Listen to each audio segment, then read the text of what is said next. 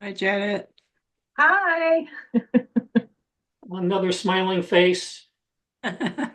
Yeah, there's Steve. He's still connecting to audio.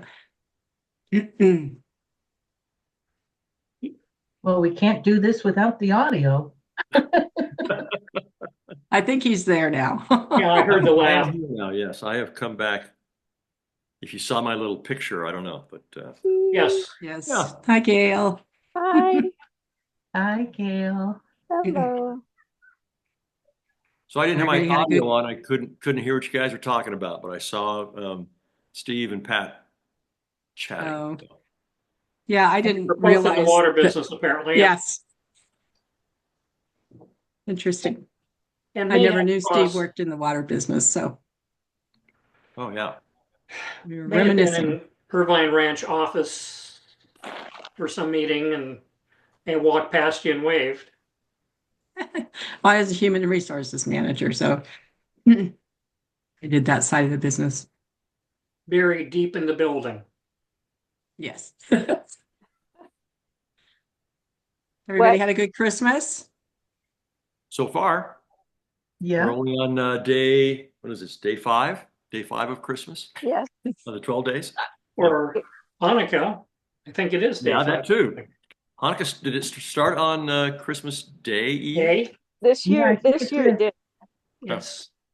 It's a lunar calendar and bounces all over the place. Yeah, much like Easter and Passover. Mm-hmm. Well, does anybody know who showed up at the gathering the other night? Gail does. She sent me some pictures. I got I sent two pictures. unidentified people on it though.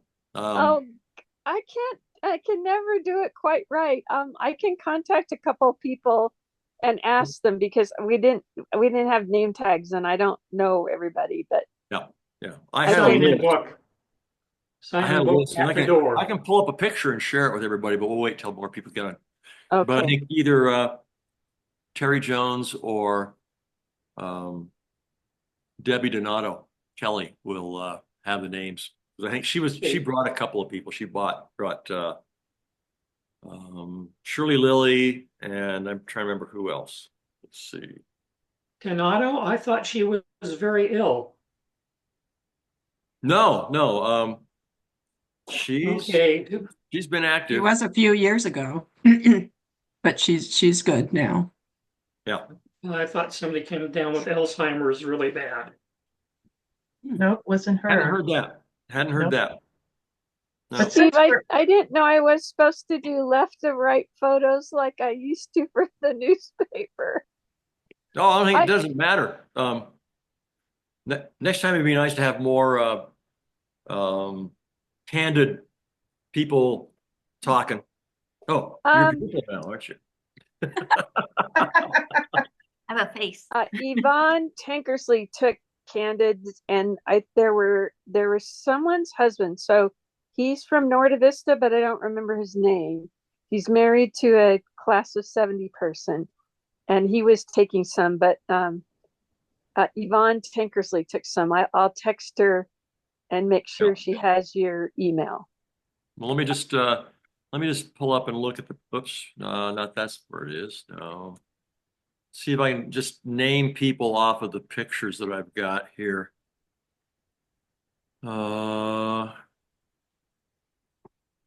Carol Burdick and her brother Norm Burdick and Norm's wife Vicki Lewis from '69.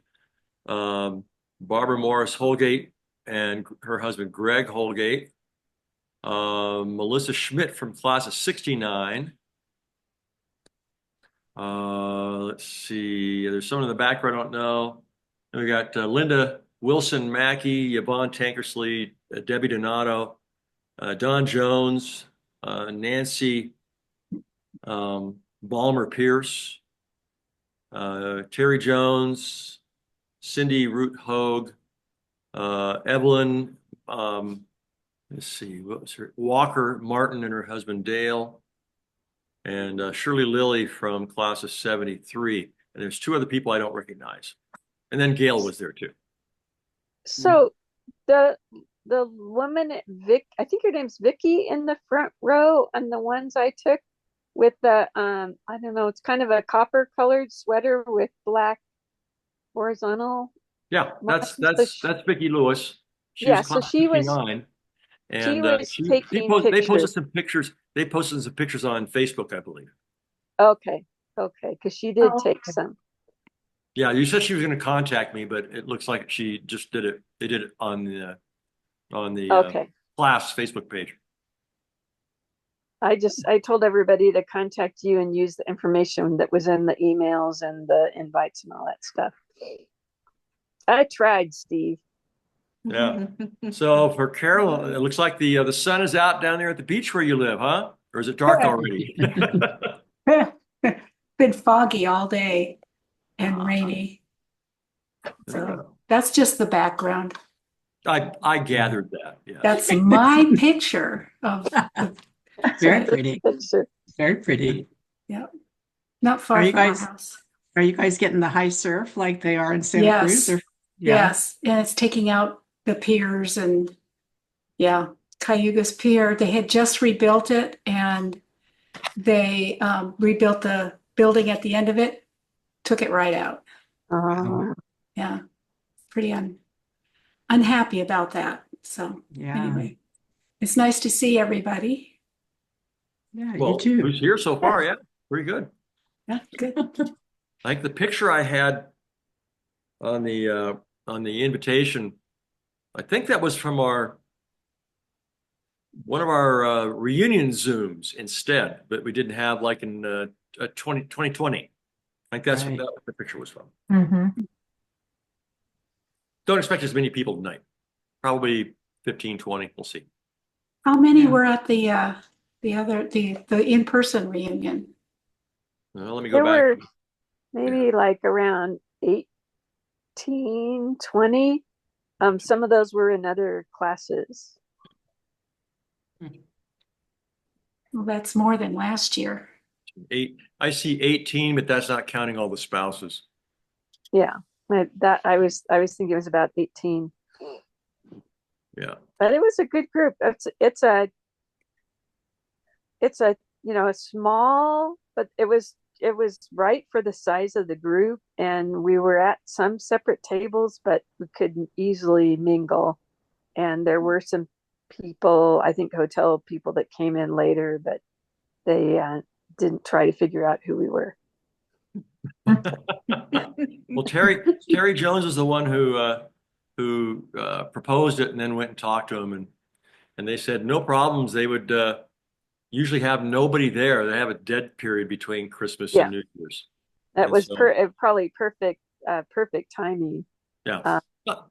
They do. Not as, We had the security guard that took some of the pictures, and apparently I talked to her afterwards. She doesn't go to her class reunions because she was bullied a lot in high school. And I said, well, not everybody goes to reunions. So, Yeah. but she helped us out. just- Well, how was the venue itself? It's room, not, the it's kind of food? like an L-shaped area. I mean, some of it, I think people had drinks and non-alcoholic drinks, and I had like a breast of chicken sandwich. It was good, and someone else had a burger. I don't think that many people ate, but it was fine for, bar. I'm sure their kitchen is very small, but it was fine. It wasn't anything gourmet, but Probably pub food, right? yeah, it's pub food. Yeah. Things they can easily make. It's I not did- it's not the Mission Inn, Right. and it doesn't have the hassle of the security guards trying to Exactly. keep you out, and you don't have the crowds, and parking is free and right there. Yeah. So it's modest. I think it probably Terry was saying it's clean, Yeah. like that. I important. took pictures of the menu if you want it, Steve, but I did take pictures of the menu. And what I liked as well is the parking lot's very well lit. There's security guards, and they close. There's a side gate, and they lock. that was locked by 5, and you go right out onto University Avenue. So I felt very safe, leaving there. So, I have a question, Steve. Yes. Have you heard from Cheryl in Pennsylvania lately? No, Yeah. I haven't. I haven't seen if she's posting either. I just haven't, a lot of times now with Facebook, you get a lot of other crap. There's Debbie. Hi, Hi, Debbie. Debbie. Peter. How Yeah, are you? doing good. You got a party light going on behind you there, huh? Yeah, no, it's the Christmas tree. It's party time over here, Yeah. How is everyone? Good. Good. Good. Well enough. Yeah. Yeah. So we went to the. I We was went going to to the ask you, gathering. Debbie. I was going to ask you, Debbie. There were 2 women last night from the pictures that Gail took last night. No, Yeah. the night before. 2 nights. That I didn't Friday. recognize. Oh, okay. They were probably There's a blonde who was next to Melissa Schmidt. probably Leslie Ferris. She went to Poly. She's 2 Oh, years Leslie, older. that's who Dawn is Dating years. dating. Yeah. Okay. Yeah. Fascinating. And then the other one was Donna, and she was just there because she was going with Shirley and I to a concert after. Oh, okay. So Donna, did she go to school there at all in Riverside or at all? Not. No, she did not. Well, just Donna. What's her last name? Oh, Sorry. I'm trying to remember. Yeah, Let me gotta know look. later. Let me know later. Okay, got it.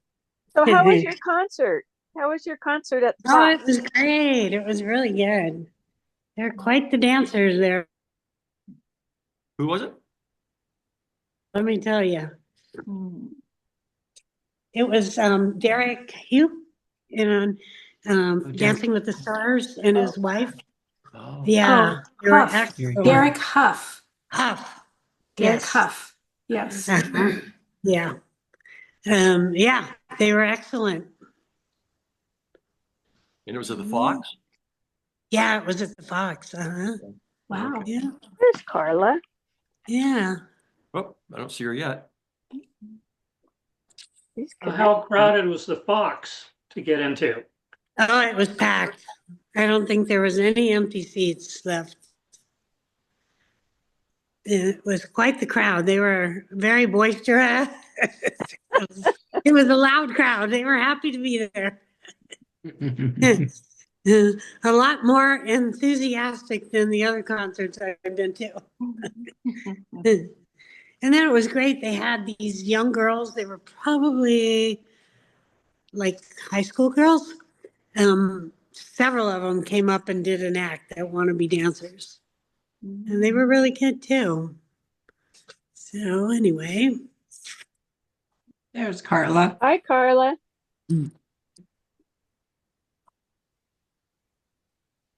Can't hear you. There you go. Okay. Now turn your audio on. Should be There on. should be like a little mute button and microphone button on your screen. Hers doesn't appear to be muted.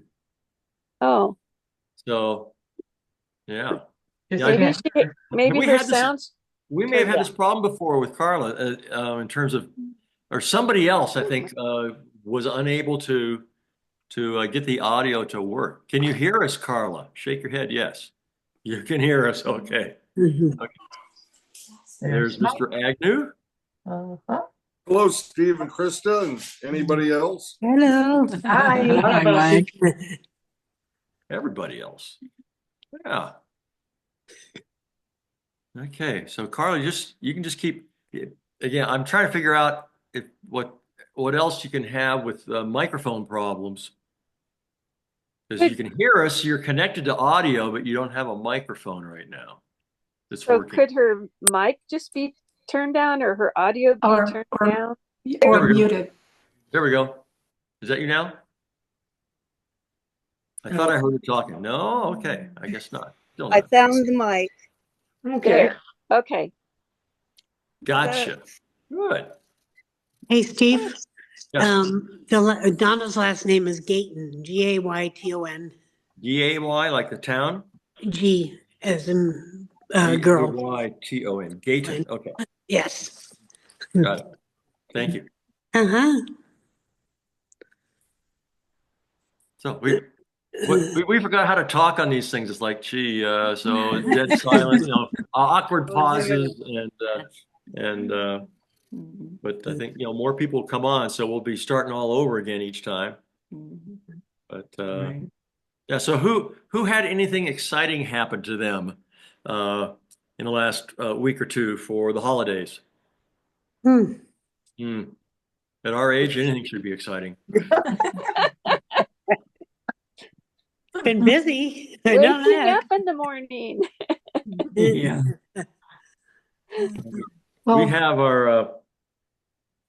We have 5 grandsons that live within a mile of us. Those are all the grandsons we have. Yay. And, Fun. 3 are from Krista's side, her youngest son, and they live in the guest house right next door to us.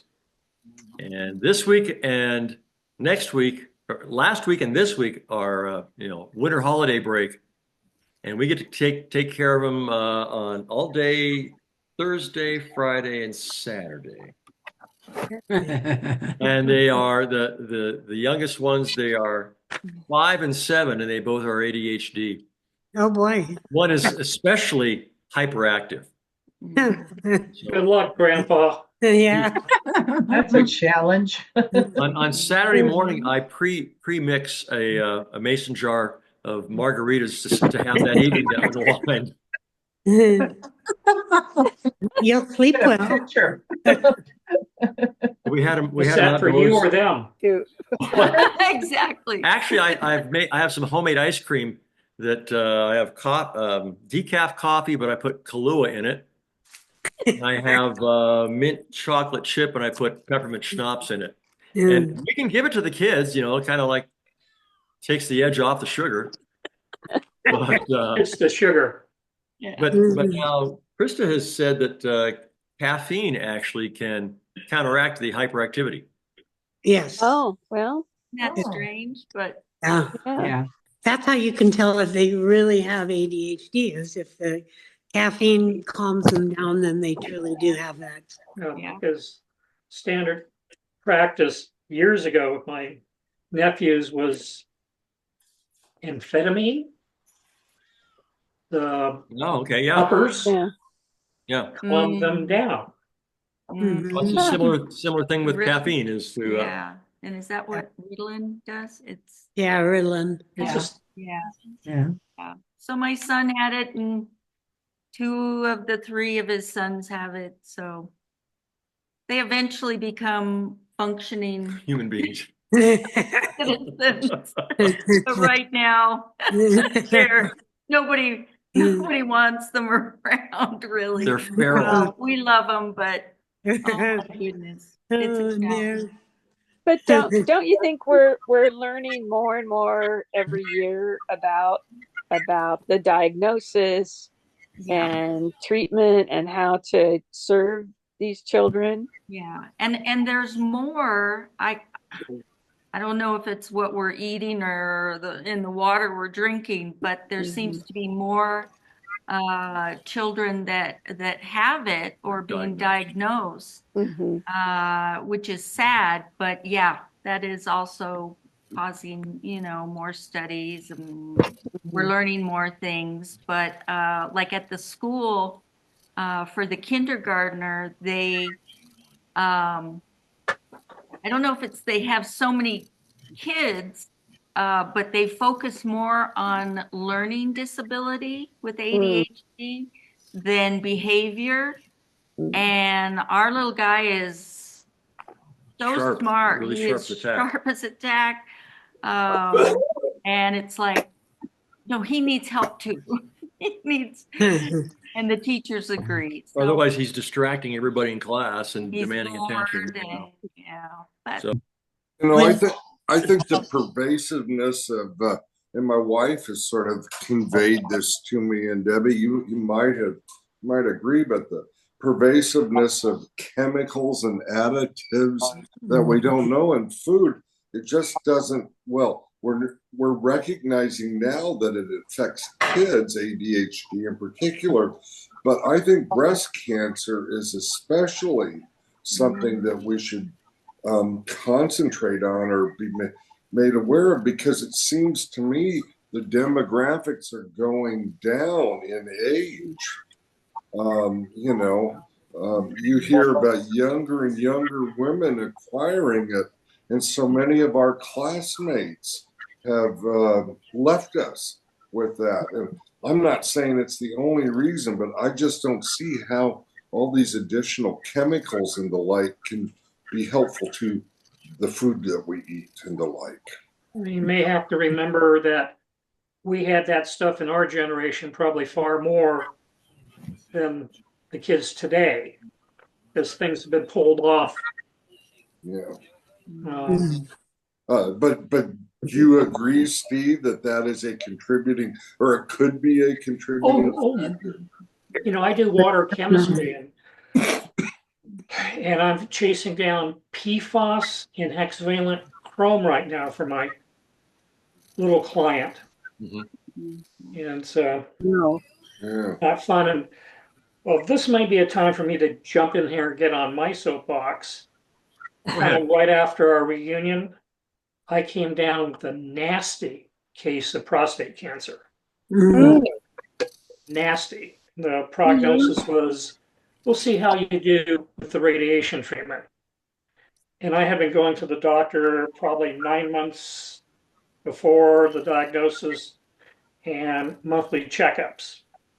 And so my plug here at our age, make sure all the males in your clan get checked regularly and carefully.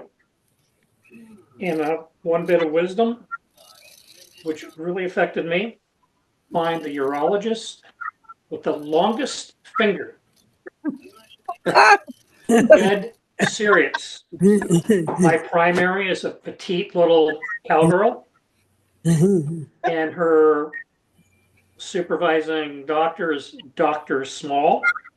And when things got bad enough, I got to the major medical center with the urologist. He looked like he could have been with the Harlem Globetrotters, spinning the ball. Or E.T. pointing home. Yeah. That would be. Or His finger was an Michelangelo inch and a half longer, and he found the lesion. Wow. Nobody else had found. So I'm nice and clean. But any ladies have had breast cancer and gone through tamoxifen? There's a male equivalent. Oh. So are you saying now? My support group for friends that survived breast cancer. Wow. Guys don't talk about it. Okay, off my soapbox, but push everybody, push hard. In my little neighborhood, we've had 2 guys have passed from prostate cancer because they weren't going to go to the doctor. They weren't going to bend over. Yeah. Okay, but pass the word. Long finger. Fingers. Long finger. One of our nurses, a urologist at Halloween had, don't fear the finger was her costume. Yes. Don't fear the reaper, don't fear the finger. Thanks for sharing. Because we could pass the message on. Just to change the subject, and it's kind Thank of self-indulgent and all that, but Steve asked if anything exciting had been happening. Well, my wife, and she is a Ramona graduate, I might add, from the class of 1974, along with my sister Ingrid. 5? Huh? Isn't it 5? Yeah, maybe 75, I guess. Yeah. At any rate, January 21st, she's going to be 68. And youngins, as far as we're concerned. But she loves dogs. dogs, and we have a kitty, but we don't have a dog. And she could identify any dog in a police lineup that you ever saw. She knows every breed there is. And so, and I got her approval because I had to make sure we could go, but I got us tickets to go to the Westminster Dog Show. Wow. In New That's York cool. City. Fun. And I mean, I'll probably be out at some bar for most of it, but hey, you'll be happy. And then on the Sunday that the dog show is not running, and like I say, this is not meant to be self-indulgent, but God darn it, we're just lucky. That's all. Lucky. It could happen to anybody, and it could not happen to us at some time. But we got tickets today for me and one of my college roommates from over 50 years ago to see Audra McDonald in A Gypsy that just premiered on Broadway to staggering reviews. And so we're going to New York in February, middle of February 8th, and it's going to be cold, but our hearts will be warm. Our hearts will be warm. Well, Mike, if you're able, do you think you could tolerate the grand champion, the face off between the best in show or the best in all the classes? Or are you going to avoid the show completely? No, what we're doing, no. We're going, I'm meeting another college roommate there, actually, who lives in Greenwich, and we're staying with them, and he has a border collie. So on Saturday, we are going to the agility show championships, which is in another area. It's at the Jacob Javits Center. Sunday is a day off for the dog show. Monday, we're going to the first half of the breeding things, which you are talking about. And that's at Madison Square Garden on the night. And then the next night is Best in Show, and we're going to that as well. Okay, that's good. Because if nothing else, you should see Best in Show. Well, I've seen the movie, which is great. Which not is too great. far from the truth. but also I am going to be looking at the people as much as the dogs, because I think the dog trainers and everything are in their own way as interesting as looking at the dog breeds. Yeah, I have a friend who shows Irish wolfhounds, and actually one of the times when I think I went to see Krista and Steve. I went to the Western, like the Western Irish Wolfhound show at what is the Indian casino place that's near the Opera House? Buffalo Thunder. Yeah, Thunder. It was the big West show was there, and I went, and it was just fascinating to watch these people. And it also gave me time because I didn't have to help every day. And I went to see Georgia O'Keeffe's house. And I think I went to see Krista and Steve and did a couple other things. So, but to just you're right. The people are a little different. And it kind of helped explain my friend. You mean the dogs should be training the people? Yeah. So just remember the people that are showing are professionals. Hi. Aw. It's our new baby. It's a new baby. And I'll let you guess the breed. His name is Toto. Like a Cairn Terrier? No? Yep. Okay. Yep. And there's Harley. Oh, and is Harley adjusting to having a new family member? Poor thing. He's we say she's being a really good mentor, and he's being a really good tormentor. He's got his permanent teeth now, and so Harley. Oh my! We lost our other Wheaton Cairn Terrier in April. Yeah, who was 14, and when Harley was a puppy, she was 7, and of course she was a puppy here. But the older one didn't want to play. And so she never had a playmate. And now with this new one, again, they're 7 years apart almost to the day. And she has been forced to play and then defend herself.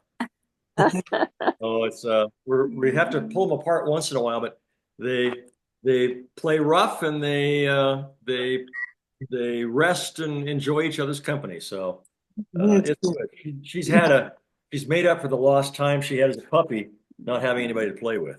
But you may hear him take off in a while here and start getting rough. So we'll have to mute if that happens. She is tired a lot too. And you've got, Steve, you said four border collies. Do you have any other herding dogs? Just the border collies. At one time, I had a pair of Central Asian Shepherds. Oh, wow. Which you will not find on, you have to Google really hard to find them, and they're not in the veterinarian's list of 150 dogs. Uh-huh. Not in the list. And we had some serious health issues with them. And our vet was constantly calling Davis or Purdue because there wasn't a whole bunch of information on them. 150 pound dogs. Wow. Guardian dogs. Wow. Yeah. And the only time we had something come on the property, it was interesting. The two of them were together, brother and sister, and he took off like a bolt of lightning for a big dog, moved, and she stood up, circled 3 times, and sat down. She was okay. Nobody's in back of us. No coyotes trying to pull one. And Worked as a team. interesting to see them work together. Hey, Steve, if I hope this interests the rest of the group, but you made such a different transition in life from most people that I know. You were the waterman for so long, and you and I served on the youth council and in student government. And then all of a sudden I'm seeing, thanks to Steve through this group, that you're not a gentleman farmer, you're a real rancher and farmer. Was this a lifelong dream, or maybe you could interest us in how you came to this transition? The wife has been training, competing with border collies for probably 30 years. And when we're in Southern California, she had to drive an hour down past Temecula to get to Friends Ranch to have some sheep to work. So when we've been coming up the North Coast decades and looking for property, and we finally found this piece in Grenada, and points if you could find Grenada on the map, because there's only 5 stop signs in Grenada. 3 of them are on the intersection, post office, fire department, and elementary school. And so in theory, she picks up her crook, walks into the backyard, which is 3 acres for the dog run, picks a dog, walks out to the field, and could practice sheep herding. Except when we got up here, her eyes went bad. Yeah. And it's come back, but it's just we lost a step or 2 in her age. And so anybody who wants some lamb chops, let me know. So what part of the state, like, is there a highway? Are you near the coast or central off the 5? On a bad day, good day, I could hear the interstate. It's a mile away. Mount Shasta. Yeah. Is in my backyard. Okay. Wow, Literally, I got beautiful. a 2-mile high volcano. and some of the calculus going into this, we have a regional hospital 10 miles that way. We have a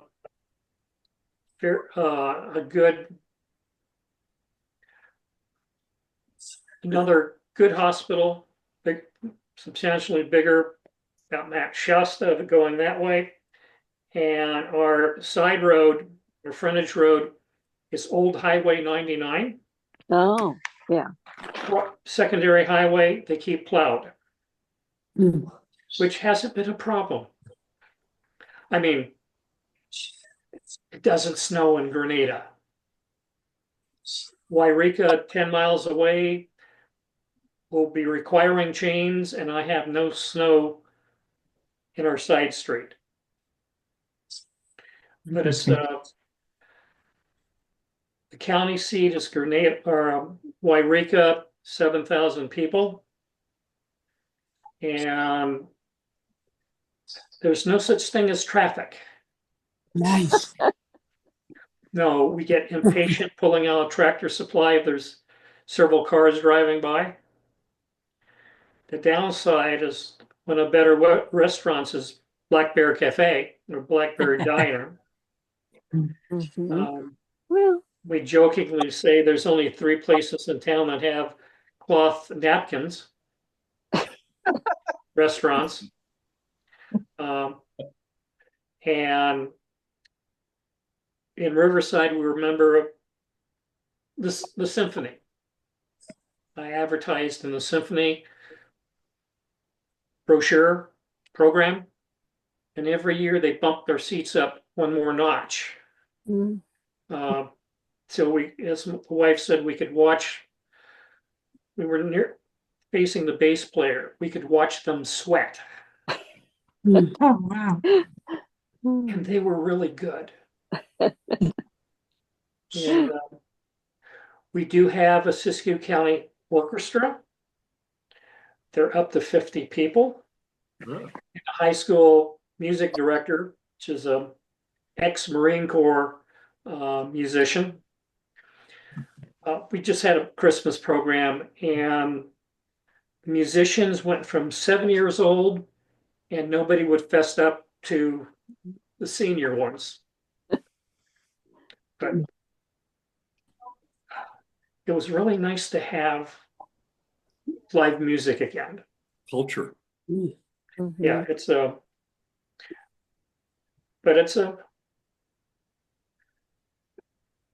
enjoy it up here. And people are a little calmer for the most part. And I have maybe 10 neighbors within a half-mile radius. What county are you in? Siskiyou. Thank you. We're so what 20 are your minutes from the border. Oh, Oregon, yeah. How hot is it in summer? When we were moving in, the Chamber of Commerce paperwork said seldom over 100. They lied.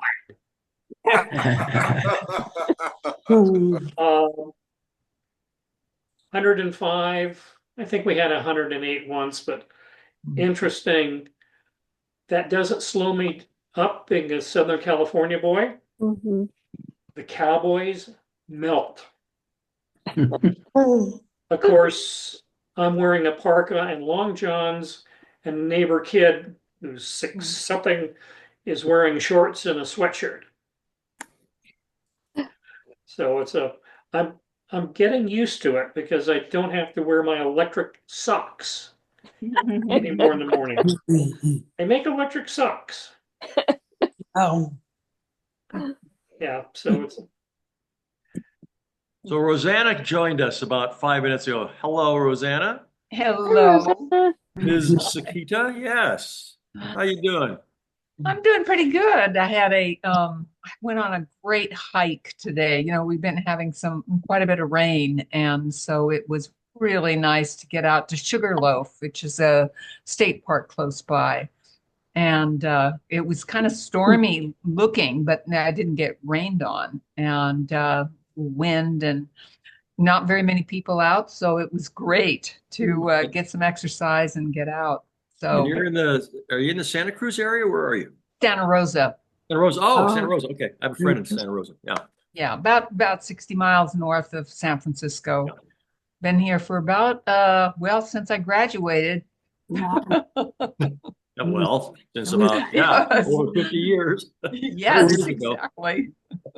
You get back to So- Riverside at all?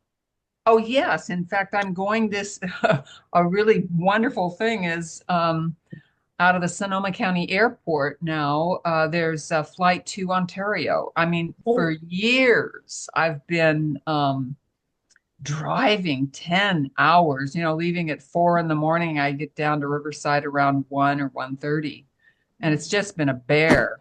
But now I think this is the second time I will have taken Avelo Airlines, leaves 2 days a week from Sonoma County and lands in Ontario. So I'm thrilled. So I'm leaving on January 2nd, just this next week, for just a short visit. My dad's 94, going on 95. Wow. And it's really he's really starting to fade, you might say. So I'm going to go down a few more regularly. Before it was just Good like for you. twice a year. Now I'm going to go down every 6 weeks. I was just there around Halloween. So I'm glad that they've got the airfare down there now. I don't like leaving at 4 in the morning. My eyes. I don't like the new headlights. They bother me like crazy. And if I leave at 4 in the morning, then I get onto Highway 5, and there's straight on down from there. So, any rate, I'm thrilled. Nice. What? What were you saying, Steve? I was going to ask, it's kind of interesting that you bring it up because of your dad fading. How many of us, if any of us, have at least one parent still alive? Raise your hand. No. Yeah, so you're in the minority there, Roseanna. Then that's Wow. that's significant. My mother, she died in 2017, pancreatic cancer. My dad, he's can't believe he's still alive. He's saying he's going all his, and it's really hard. It's actually informed me about how, being that I'm single, I don't have children. How is it that I want to, as I start to deteriorate, where do I want to be? And owning a home is not what I want to do. Even though I've loved living here, I'm looking at it's a senior community with independent living, spaces that have other options. And so I've put my name in on that, and I'm looking like it maybe 5 years from now, moving into something like that. I've been over there. They have little, they have a library and a art room and blah, blah, blah, blah, those sorts of things. So I'm ready. I'll be ready to sell my house and use that money to move into there. So that's my plan. And I wanted to, my dad thought this was really funny, but he thought it was a good idea. I've purchased I don't know if any of you have heard of the Earth Funerals. Yes. So I went and I got all my stuff taken care of. So I pass away, the trustee will just call these folks. They come pick up my body and bury me, make me compost. Oh, well. Yeah, I just decided, since I don't have children, I'll have people to look after me. I mean, God. 6 weeks to hear music. My wife Barbara has what I call adult autoimmune disorder, meaning Okay. she doesn't like my music. Oh, she doesn't. I like your music. Yeah. So We- God, if you want to hear music, Debbie, I like any kind of live All music. right. Call Cool. me, please. Will do. And I'm Usually- like Charlie, you know, and Yeah. I'd love to see him. Usually for New Year's Eve, we go to the country club there. But Yeah. Charlie just had a defibrillator put in a couple weeks ago. And so we didn't know what kind of shape he'd be in. So we're going to go to the Mission Inn instead. I got to say, Debbie, I wonder from your Facebook posts, Uh-huh. do you ever eat at home? It varies. You're always I out know, and I'm about. always on the go. Always on the go. Out on the town. It's like, yeah, And- I try to. I ate at home today. And Debbie, I mean, she won't say it, but she's an active member of the Seroptimist Club. Yes. And I think I've mentioned it to you. In our senior year, I received the Seroptimist scholarship, and it aided in my going to college. So I I'm think that's wonderful. forever grateful, That's- grateful. Yeah, well, you know, they've worn me out a few times already. With all it was worse than working, how much stuff I was doing. Yeah. I had to step back a bit, but your story inspired me to keep going. Oh, thank you. Well, if you Yes. ever need a testimonial or anything, I'd drive up to Riverside all the time. So, Oh, okay, great. Yeah. Let me know when you're in town. okay. Yeah. You go to dinner with him. Yeah, that's right. Yeah, well, Debbie and I Krista, come over and maybe I'll have you cook. Yeah. we grew up on the same street, Debbie and I did. Yes, we did. Rochester. Yep. Yeah. Debbie, what's your favorite restaurant in Riverside, considering I've been gone for a decade? Oh my gosh. Well, let me see. I like Market Broiler and I like Uka's at the plaza where they do the Asian food on the grill. You know, it's Japanese style, you know, on one of those grills and then Okay, I think that was peppers, there yeah. when we were here. Yeah, I like Uka's. Let me see. Those are probably my two favorites. You know, and then it depends what mood I'm in, you know, Thai, Mexican, whatever. What's my favorite for the day? I thought the Sire was, or is that Oh, just that's to just- drink your dinner? You know, that's just the cheers. That's all. Yeah, we just had Charlie's birthday party there a Yeah. couple Yeah. days ago. Ah, Yeah. Friday night, prime rib at the Sire. Yeah. That's their special. Yeah, well, my meals are limited these days because I got gout from having one kidney. Aha. So I've been on chicken. I actually had some ham for Christmas, but I've been on chicken and some fishes that aren't high in purines for over a year now. So, but I haven't had any beef for over a year. Well, adapt to what's Right. good for your body. That's it. I'm experimenting. Good. So, yeah. So, I do have some exciting news. My granddaughter is getting married tomorrow. Oh, It's the first time she's getting married, and she'll be 30 in February. And her fiance is in the military. He has another 8 months to a year till he's done. And he's stationed at Fort Lewis in Washington. So they've been together about 2.5 years. And he proposed about a month ago. And then they were going to get married in September, October of 26. And she was going up there for New Year's to see him. And all of a sudden they decided, we're going to just elope. Like, okay. So she's this week is eventful for her. So tomorrow she gets married, and on the 1st she'll be a business owner.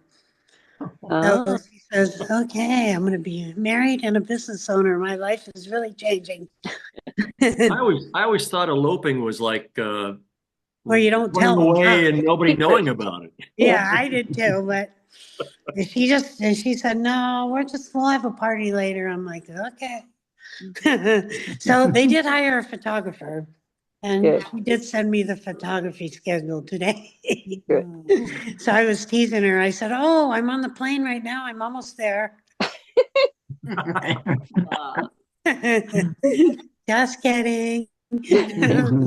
Oh dear. So anyway, so I'm happy for her. I like her future husband, so that's a good thing. Because his whole family is police officers and military, between 2 parents and 5 kids, every one of them. So, You better like him. yeah. Sounds good. Yeah. He's got 1 more year of college to have his degree in criminal justice. Of course, right? Yeah. Surprise. So anyway, that's my exciting news. I have some exciting news too. I this last year I had my 3rd great granddaughter in April, and Nice. and Hey. I have my first great grandson that will be born in March of this next year. So Whoa, Congratulations. congratulations. That's neat. yeah, so I'm excited about that. That is My exciting. oldest grandson just got out of the military and That's a has big deal. settled in Utah, and he's got 2 girls, 8, and the other one will be 2 when this baby is born. So it'll be the first boy for them too. So Aw. it's exciting. How far flung is your family then? All of your kids, grandkids, now greats. Well, I got married right out of high school and had my first child when I was 18. So Debbie and I are kind of kindred spirits that way. How far away are they from you? Are they close enough to see? Okay. So my daughter is moving to Utah from California. My son is in Caldwell, Idaho, outside of Boise. So I just have the 2 sons, and then my grandson is just got a job in Utah, so that's why my daughter's moving there as well. And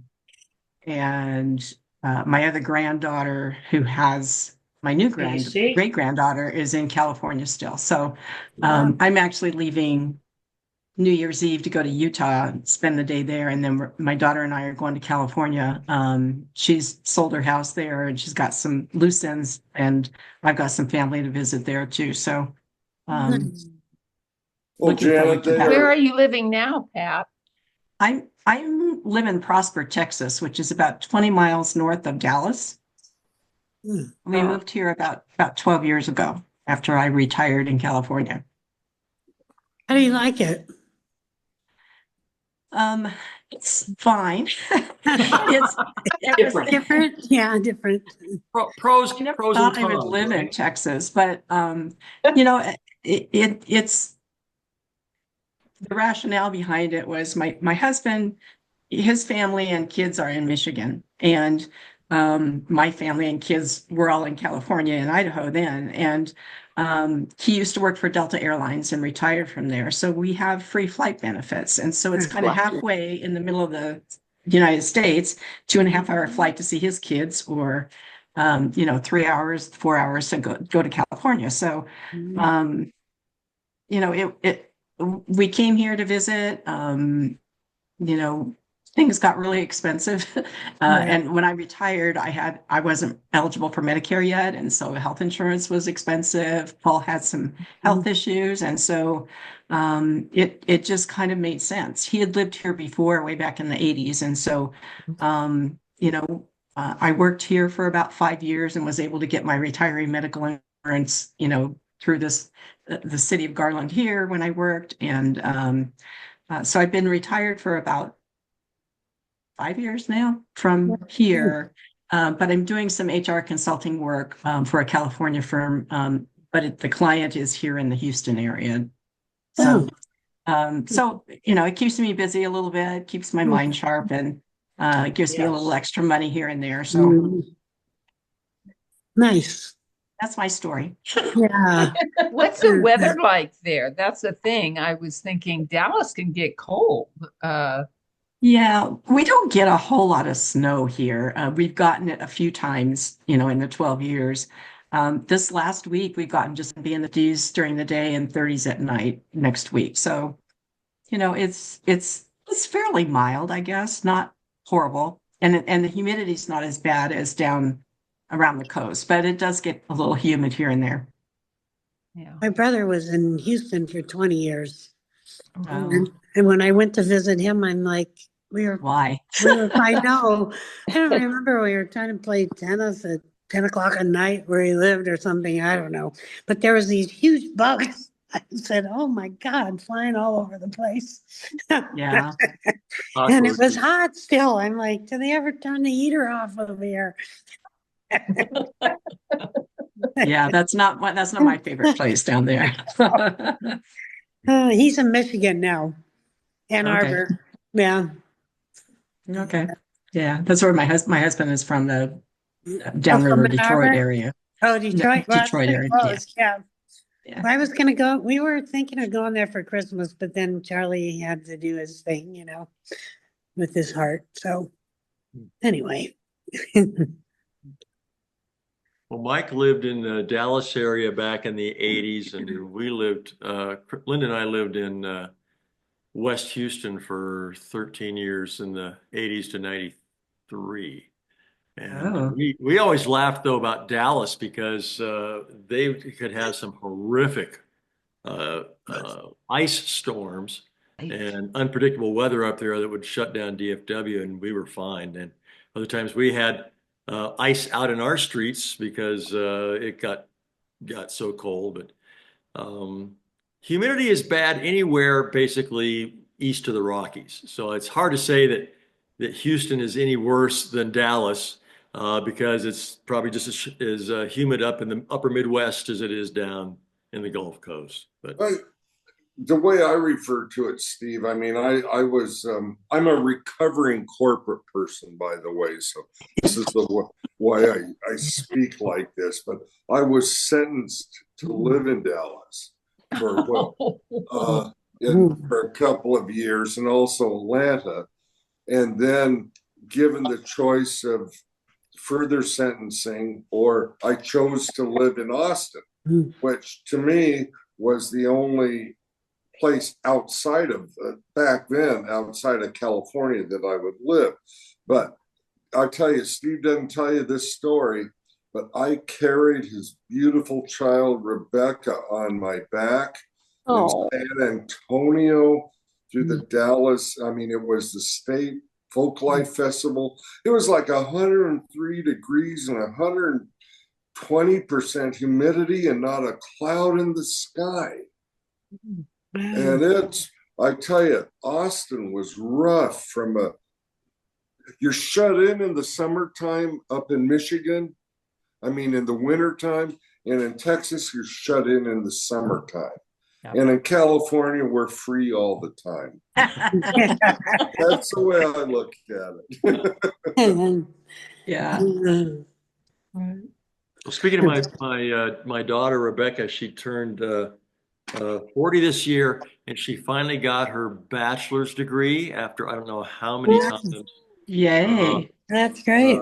She'd worked as a teaching aide in a community school K through 8 for about almost 10 years, but she did got her degree online through Grand Canyon University in secondary education with an emphasis in math. So she's a math teacher at her former high school at which she lives a half a mile away.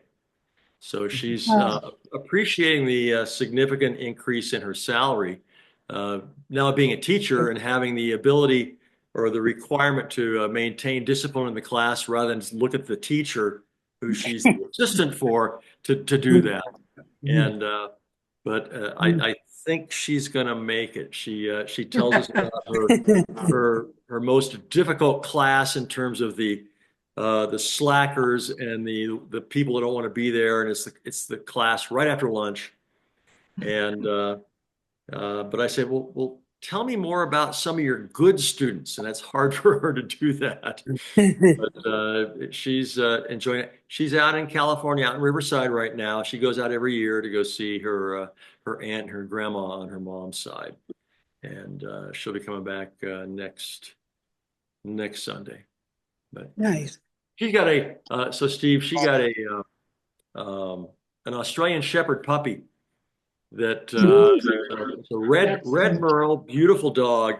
And when she got this puppy, it was smaller than our Cairn Terrier, Harley. And now she weighs like 4 times as much and is 3 times as tall and is still a puppy. And the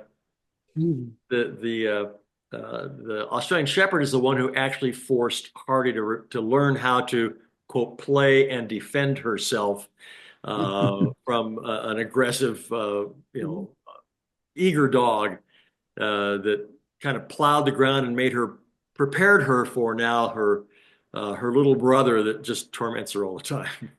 The best all-around dog I had was an Aussie. Yeah. We had one for 15 Smart years. as all get out, playful.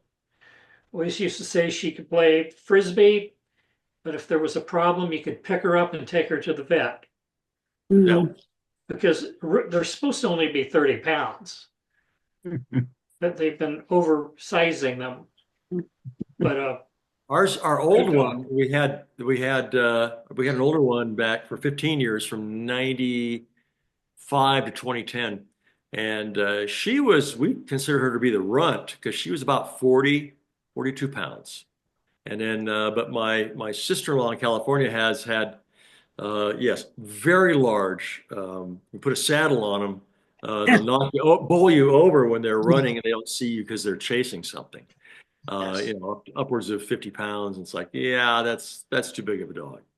well, that's heavy for a border collie. Yeah. Our borders should be 40-ish plus or minus. My big girl, whose name was Moose, was 50 some pounds, and she ruled the roost by just walking by. Great dog. Yep. We have a Corgi German Shepherd mix dog. Who jumped the fence? I know, huh? It wasn't the corgi. Yeah. So she looks like a miniature German Shepherd. She's so smart, I gotta tell you. It's a smart little girl. And we turned her into a love bug. When we first got her, she was a stray. I don't know if any of you remember Sandy Sands. She was a year ahead of us. Cindy's sister? Sandy Sands. No, her sister was Sue Ann, and she was younger than us. Anyway, I've stayed friends with Sandy, and her husband was an alfalfa farmer, and they live out towards Las Vegas, out nowhere land. And people drop dogs off on their property all the time. Well, this was one of the ones that was dropped off. And she has pictures on her Facebook every day of dogs because that's all, she's the total dog rescuer.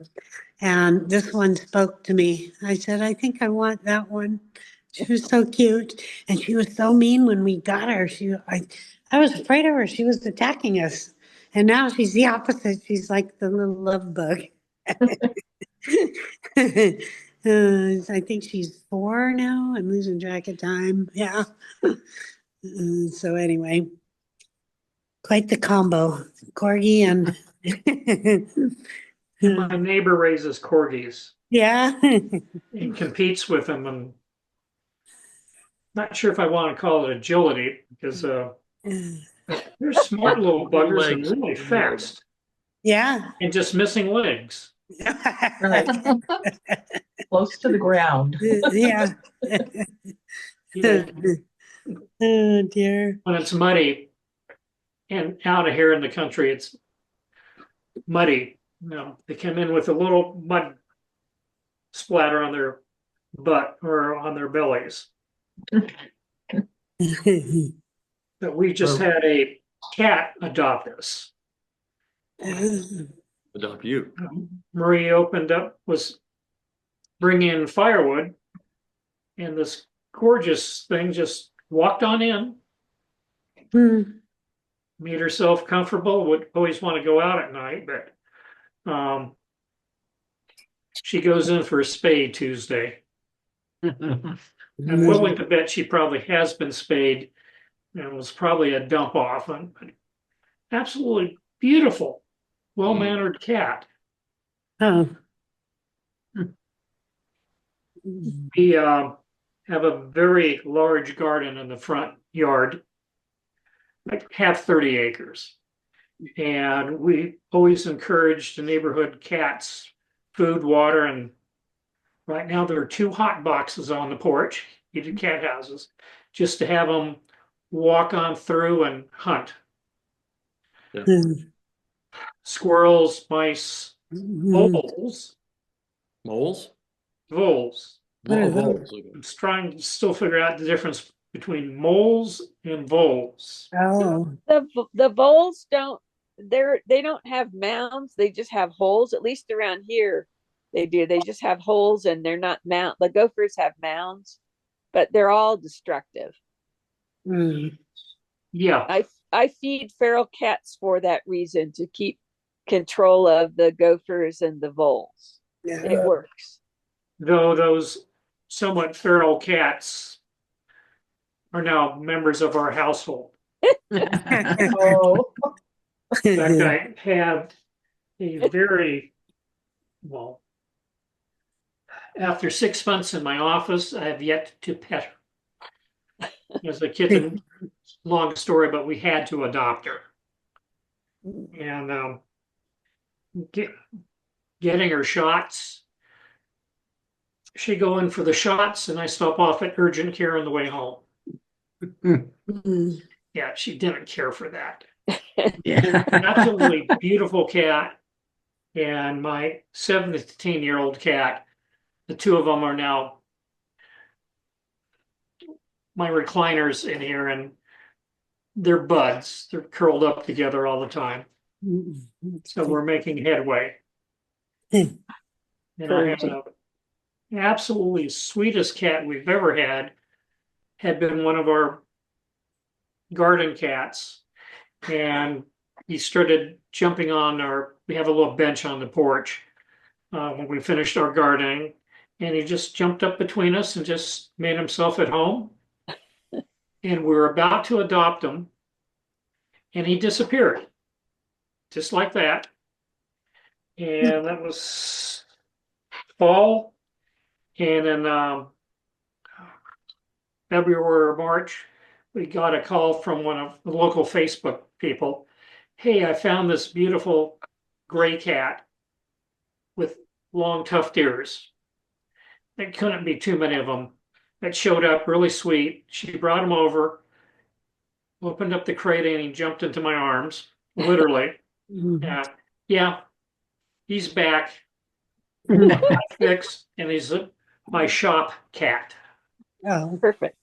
Just nice. Well, if you got time for one other cat story, I'll make it brief, and then I'm going to have to check out. But I was never raised with any pets, and so I mean, I would say, yeah, do you like animals? And I say, yeah, they're delicious, And so my wife had some surgeries and the like, and paradoxically, her mothering instincts kicked in.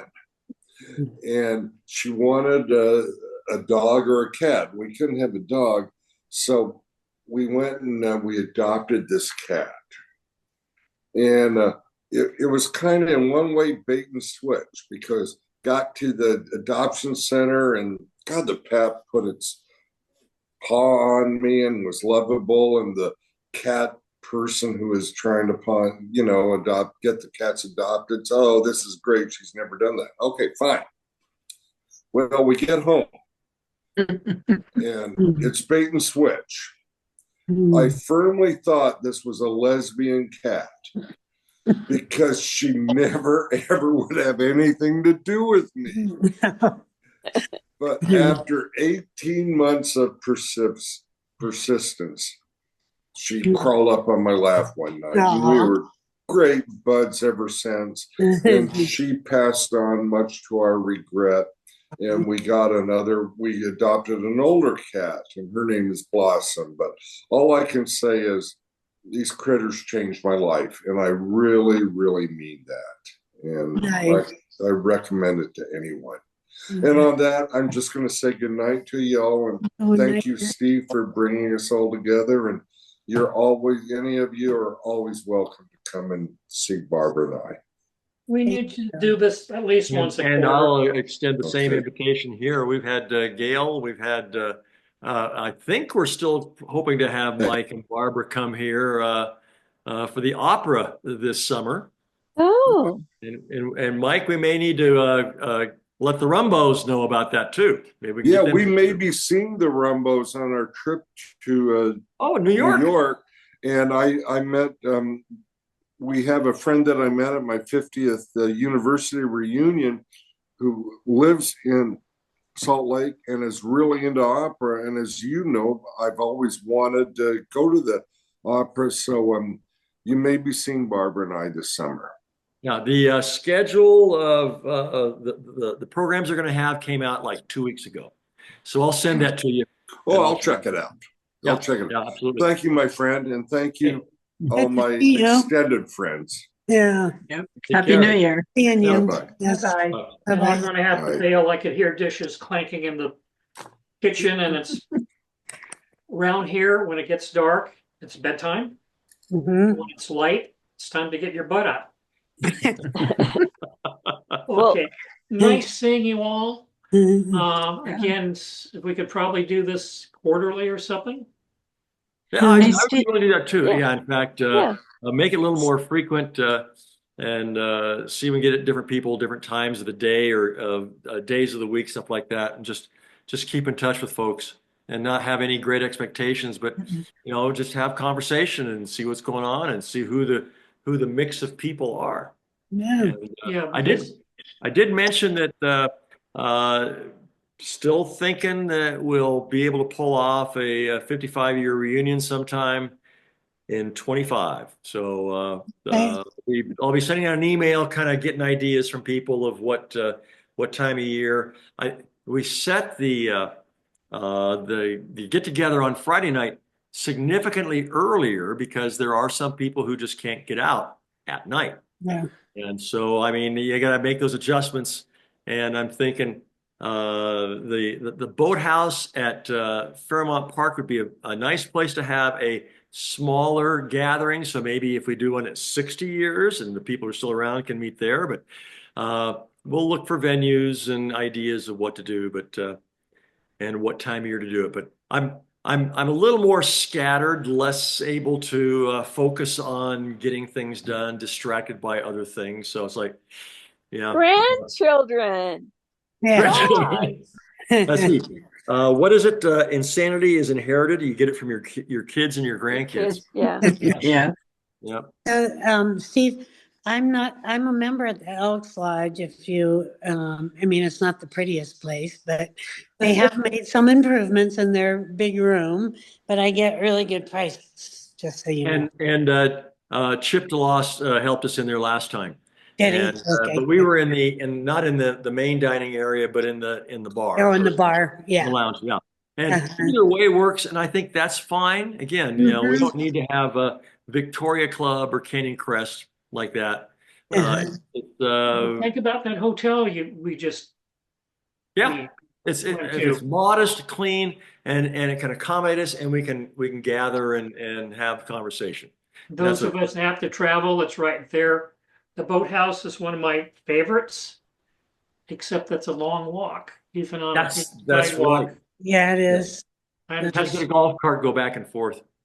okay, the wife is just throwing dishes at me. Okay. Bye all. Stay Bye. healthy. Okay. Bye-bye. Take care, Steve. Good seeing you. Happy New Year. Yep. So, Steve, maybe And then there were 5. maybe September I'll be your way. I have a friend who wants to go with me. Even though I had a short trip in September up to Colorado, much shorter than usual, she wanted to jump in the trunk when she found out what I was going. And I said, I'm leaving in 2 days.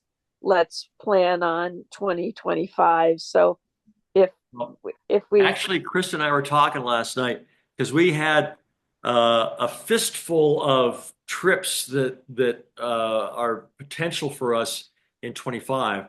And Right. the first one was friends I knew in grad school. The woman was my office partner in grad school, Hawaiian, and they live Oh, wow. on Maui, and they go over there in the Go for it.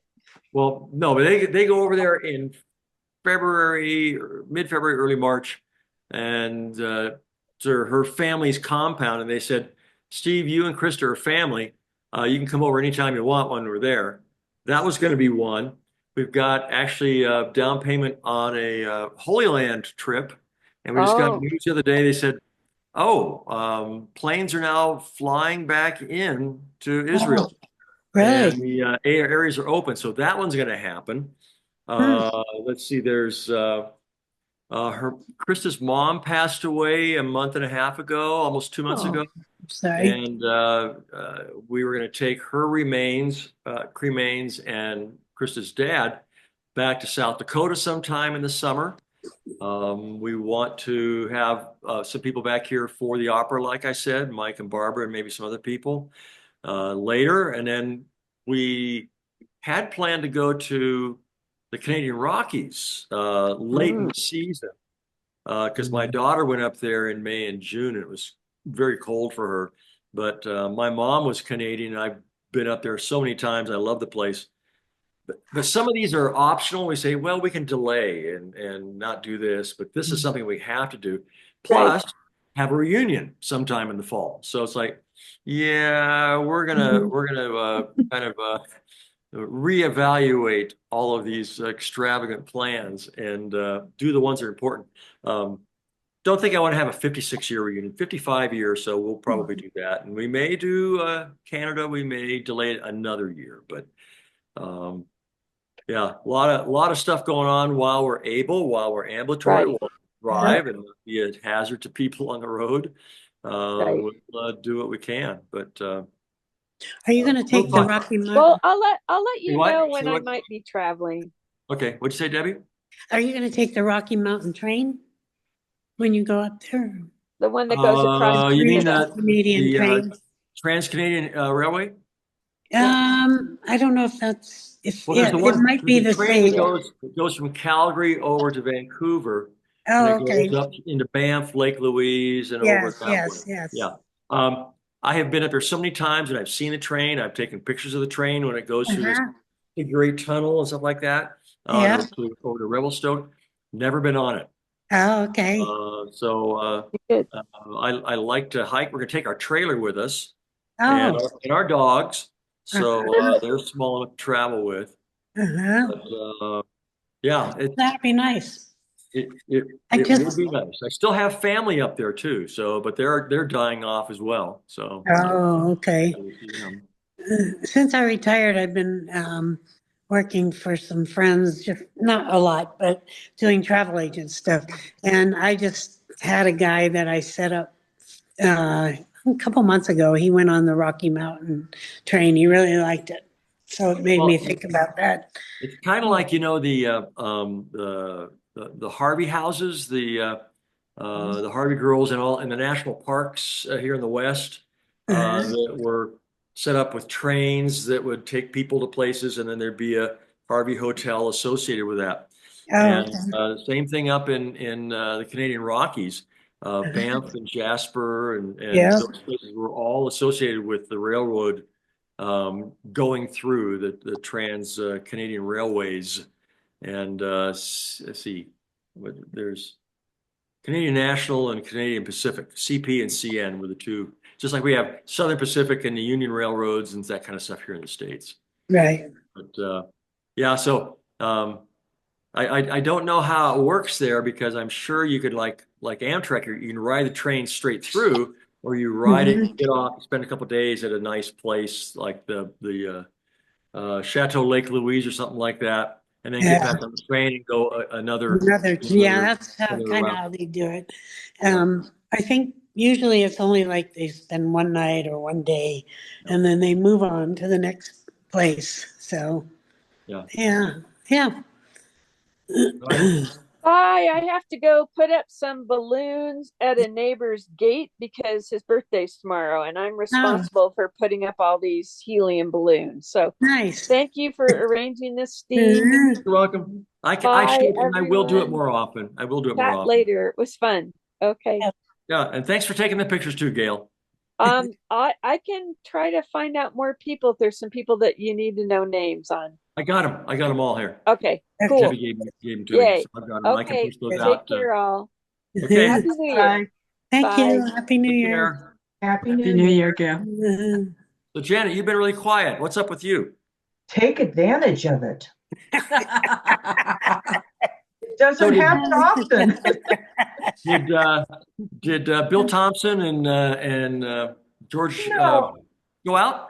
Those two losers, they decided after they looked at the pictures from last year, well, they didn't know anybody. And I said, well, that's no excuse. Go and introduce yourself. I'm sure they'll remember you. I mean, everybody knows face, you know? Oh, yeah. This group of And it would have been neat to have seen him and Bill, but they decided at the last minute not to go. So, Bill was What can I there say? probably about 5 years ago, I'm thinking, or maybe more. yes. He Yes, showed up totally by surprise, and then John Dick and John Lamb were there too, I think, at the mission. Yes. That was yes. kind of.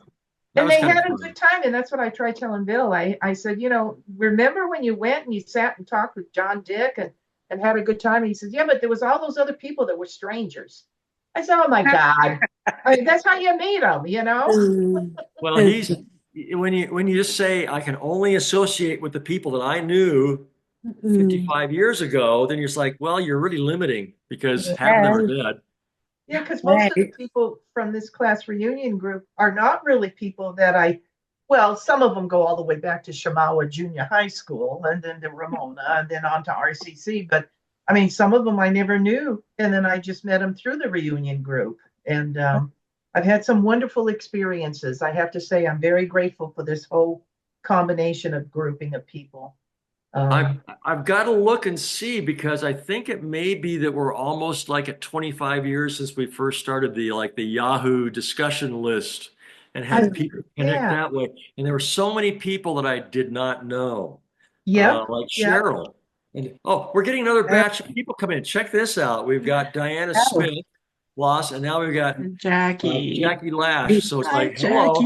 Jackie. Hi, Diana. Hi, Jackie. Hi. Yeah. Jackie, you can unmute yourself if you want. We can't hear you. Thank There you. you go. Yeah. Yeah, we had I think a total of 10 people before, and we were down to like 4, and now we got 2 more. So this is the second round, I guess. Yeah. How long my bladder can last to sit here. Let's have a potty break. I was a little confused on the thing that you sent out, Steve. One of the things said it started at 5, and another one said it started at 6.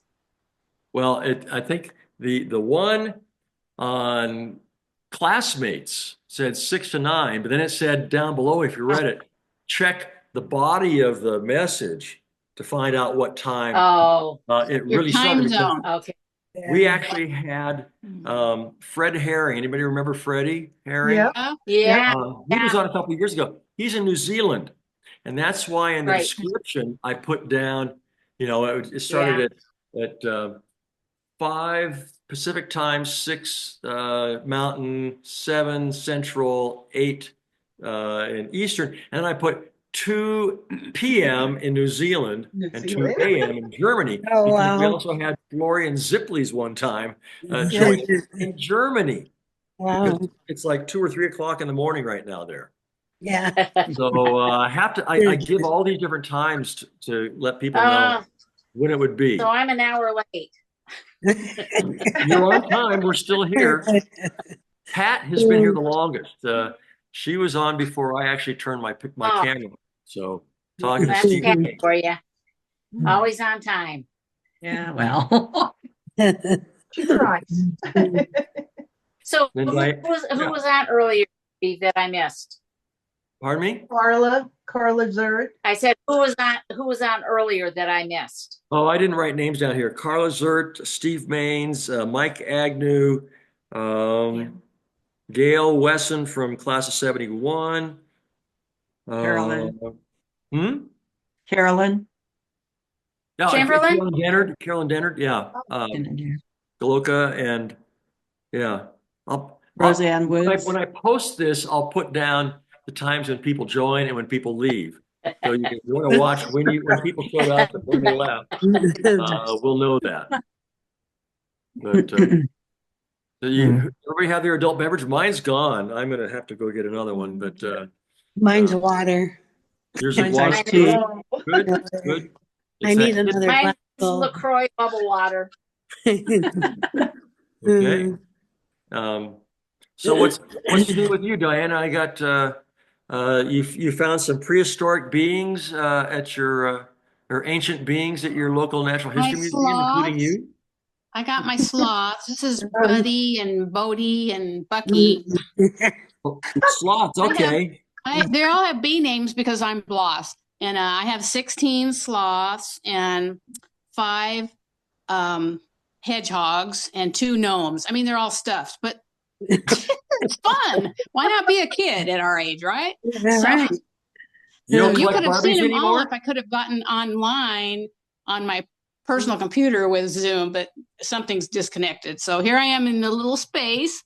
Well, you can turn And, your phones. You can turn your phone sideways, and Oh, we that's have true. landscape view. Well, Oh, there you go. Oh And then we my. move into it. Yeah, move into it a little bit. well, let's wait.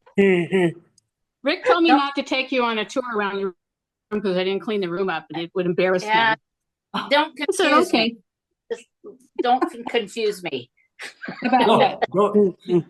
don't turn anybody upside down, There we right? go. Like this. Yeah, that is kind of nauseating. Sorry. That's okay. Never mind. So Yeah. sloth. Okay. Krista is. Penguins. Yeah, that's right. All over the house. All over the house. What'd you get this year? And that right? Yeah. Are there any there in your room? Well, where's it? Right here. There. Yeah. Go get them. We got this for our.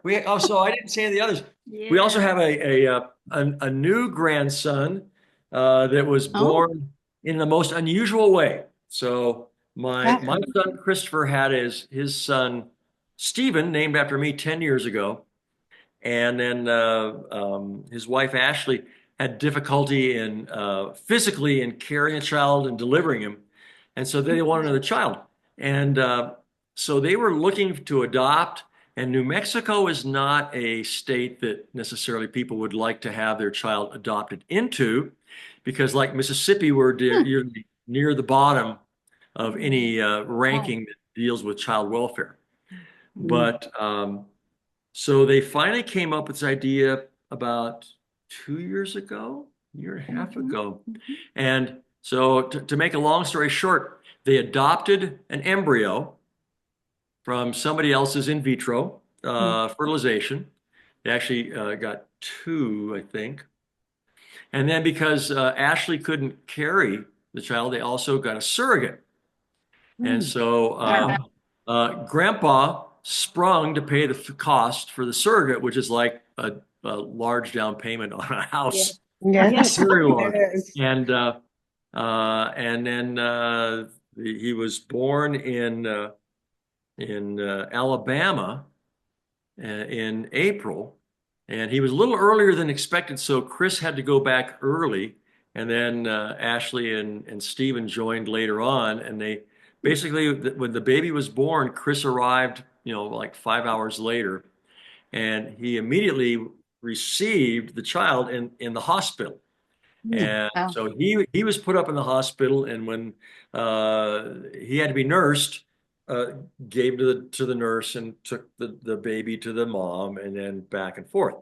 And so he has 3 mothers He's got his biological mother, he's got his birth mother, which is a surrogate, and he has his adopted mother.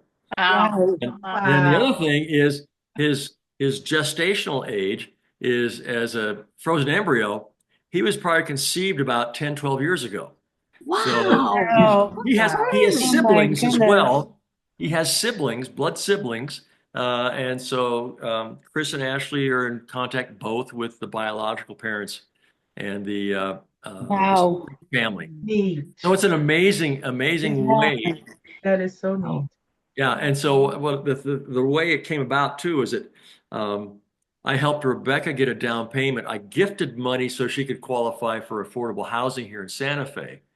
And the amount that I gifted her ended up being about the same that I gifted Chris and Ashley to be able to have a child. So I said, I gave, a bunch of money so my daughter could have a house, and I gave a bunch of money so we could have another grandchild. Oh, nice. You're a good grandpa. And this kid is a big bruiser. He is heavy and strong. Wow. And he's about 7, 8, almost 8 months now. Yeah. It sounds like a movie. Yeah. Yeah. He's Great. going to have a good family tree story to tell of Yeah. Oh, that's yeah. the whole Wow. family and how it all fit together. Yeah. Anyway, Anyway, I'm sorry I interrupted. Krista, what thank you. Oh, No, it was good. I got a gift for he's how old? His name, he has an interesting name. He's got a first name and 2 middle names. So it's Soren, which is I think a Danish or Finnish philosopher, Yes. theologian, and then Aurelius, which was a good Roman emperor. And then just for grins, and another middle name, his other middle name is River. So it's like, okay. So Soren Aurelius River Zappe. wow. He's 7 months. So he's crawling around and, doing things Getting now into with his hands. Yeah. So I bought this little fur igloo. Uh-huh. It came with Oh, Oh, Oh, 4 little penguins.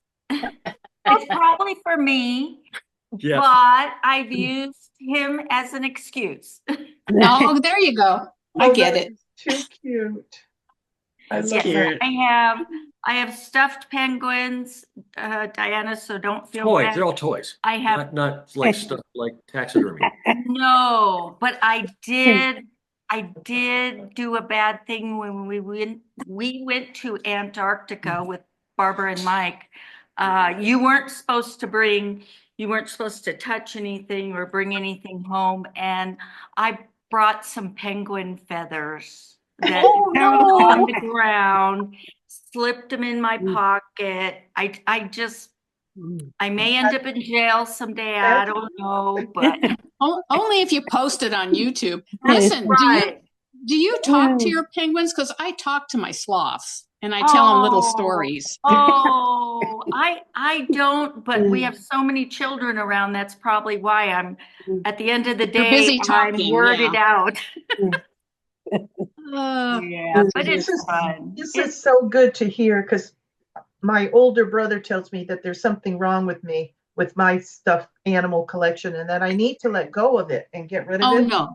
And I said, no, that's one of the last things that's to go. I have them in each room and I don't have just one. I like a variety. And, he sometimes makes me think that, is there something wrong with me at 72 to have stuffed animals? Well, thank you, girls. Yeah. Oh, No, there's nothing wrong. No. there. No, my oldest son, who is 38, Yeah.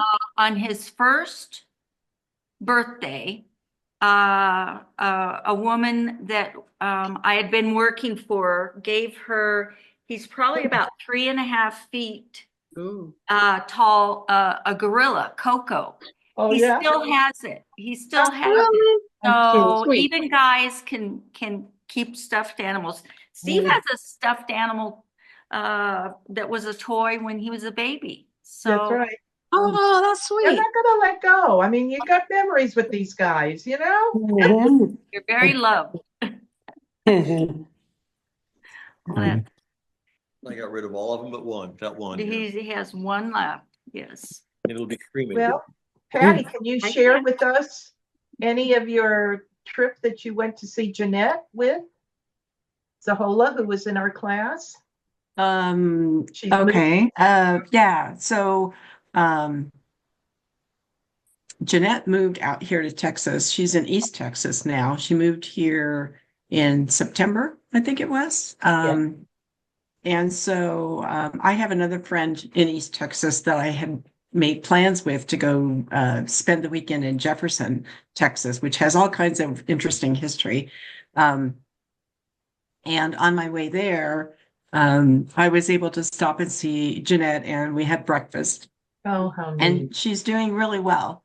Good. She moved out here with her oldest son, her youngest son, Chris, who's, I don't know, he's late 30s, early 40s, I think. And his son is like 15, I think. And so her grandson is here.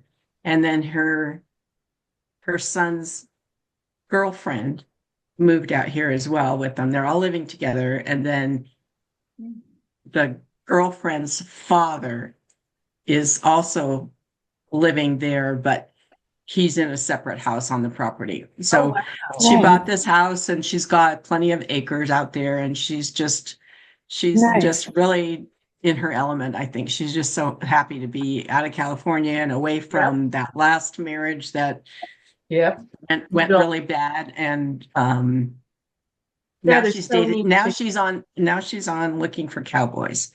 On all these dating sites. Watch out, cowboys.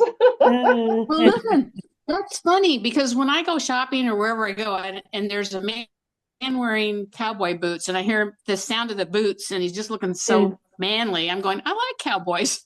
I don't blame her. Yeah. Oh, I know. Well, It's I mean, scary. I've known Jeanette. We've known each other since 4th grade. So, you know, we go way back, and, you know, I was there at her first marriage, and, you know, but she's the one thing I did notice this time was that, you know, and she was talking to this guy here who was a cowboy, and his wife had died, and he had a couple of kids, grandkids, I think, that were living at home with him or whatever. But she texted me a few days after I had seen her, and I said, so how's it going with this guy? And she goes, oh, he found out that I'm not a stupid woman, and so, you know, he can go to hell. I've moved on. So Hey, good. Oh my We have gosh. boundaries now. The old saying is, it's not her first rodeo. No. Yeah. And that leads me, Steve.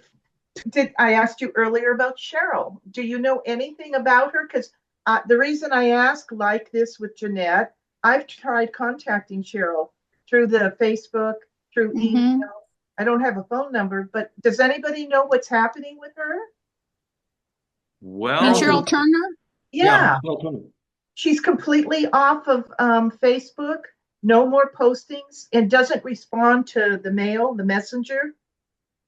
Can I ask you, did you check her, I hate to say this, her obituary, or just run her name and see what you come up with?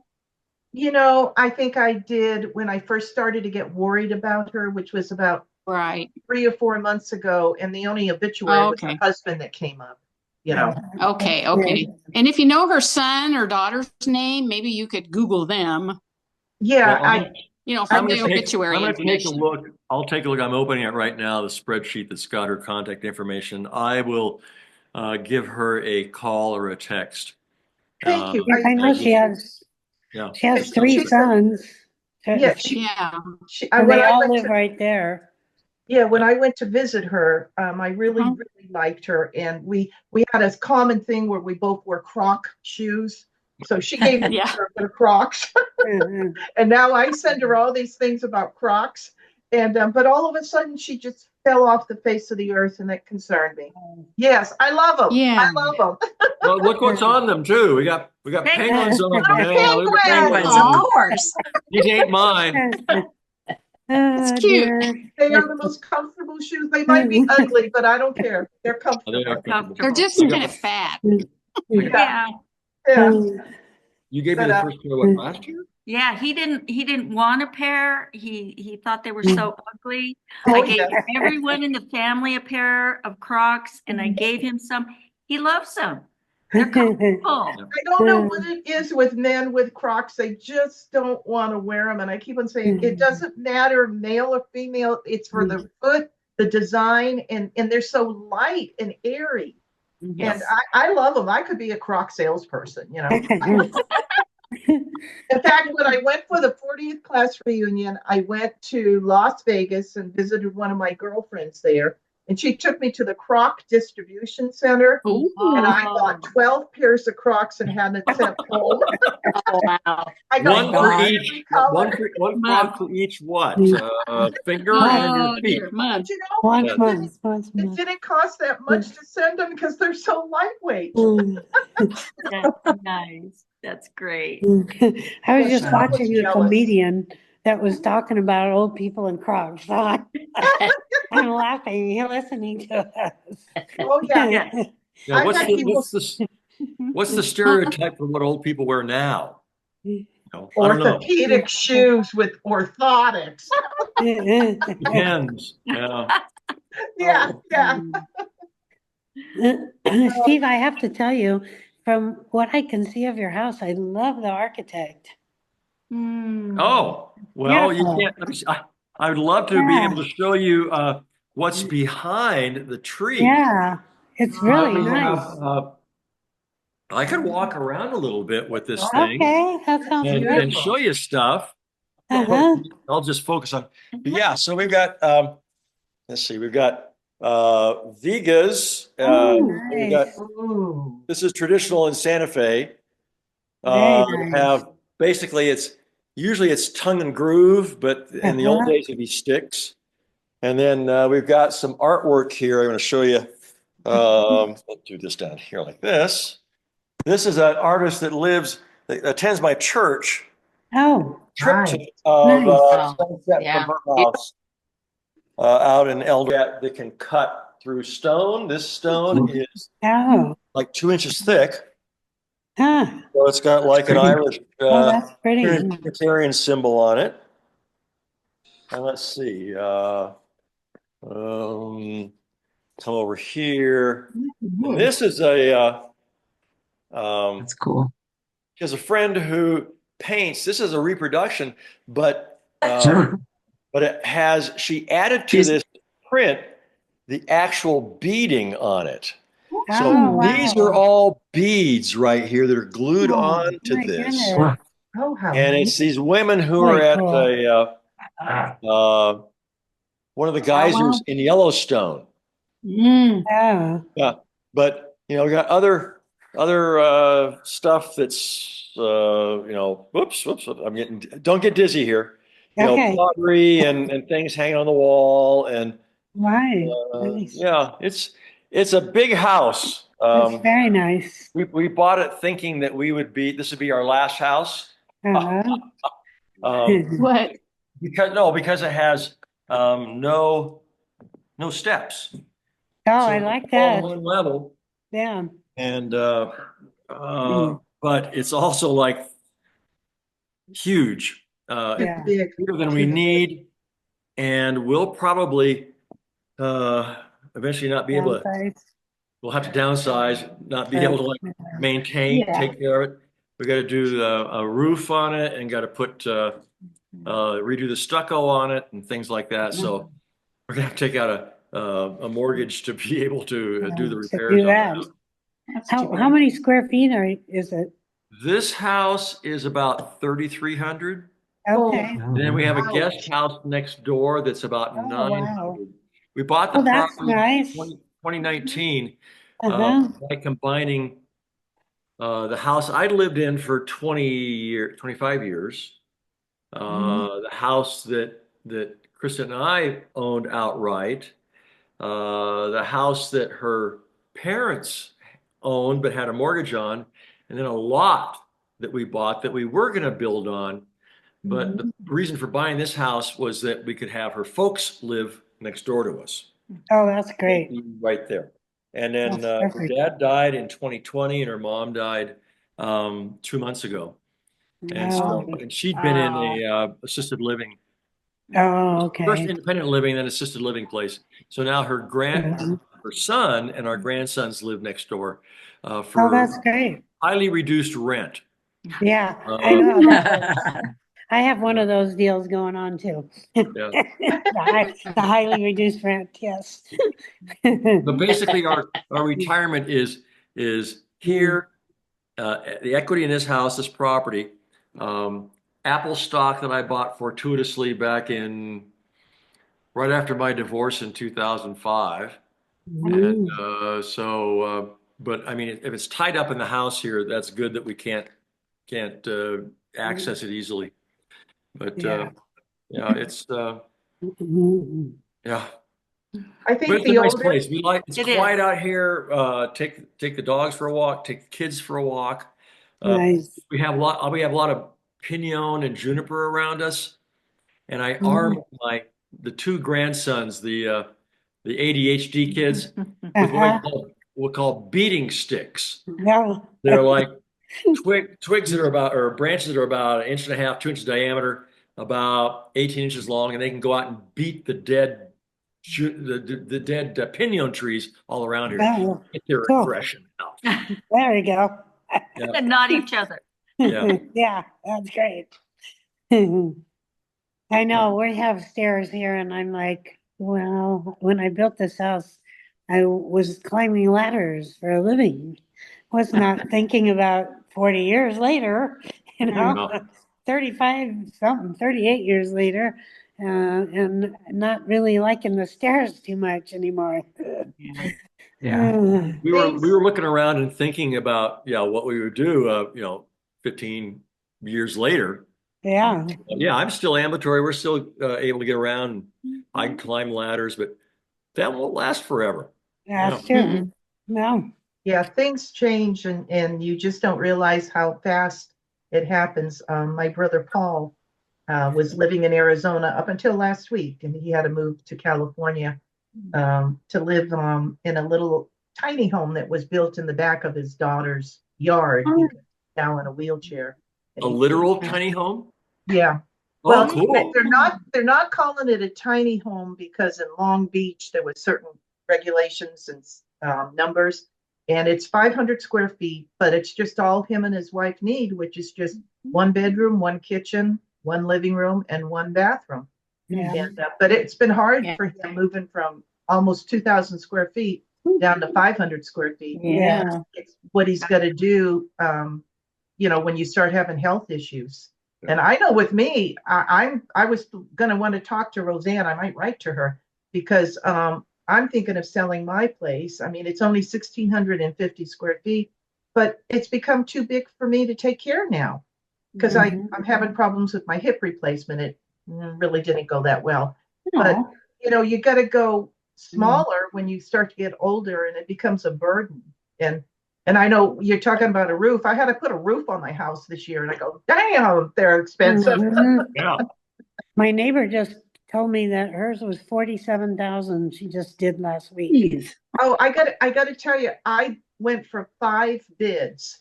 And like I said, my place is only, 1,700 square feet. And I could not believe the variance in prices on roofs. Oh, yeah. And being that I live in a community, there was only certain ones that you could use and have. But I mean, I said to one salesman, I threw him off my property. I said, get the hell off my property. What the hell? You think I'm stupid? And he was giving me a quote of 34,000. Said it was 40-some thousand. I let him even pay for the material.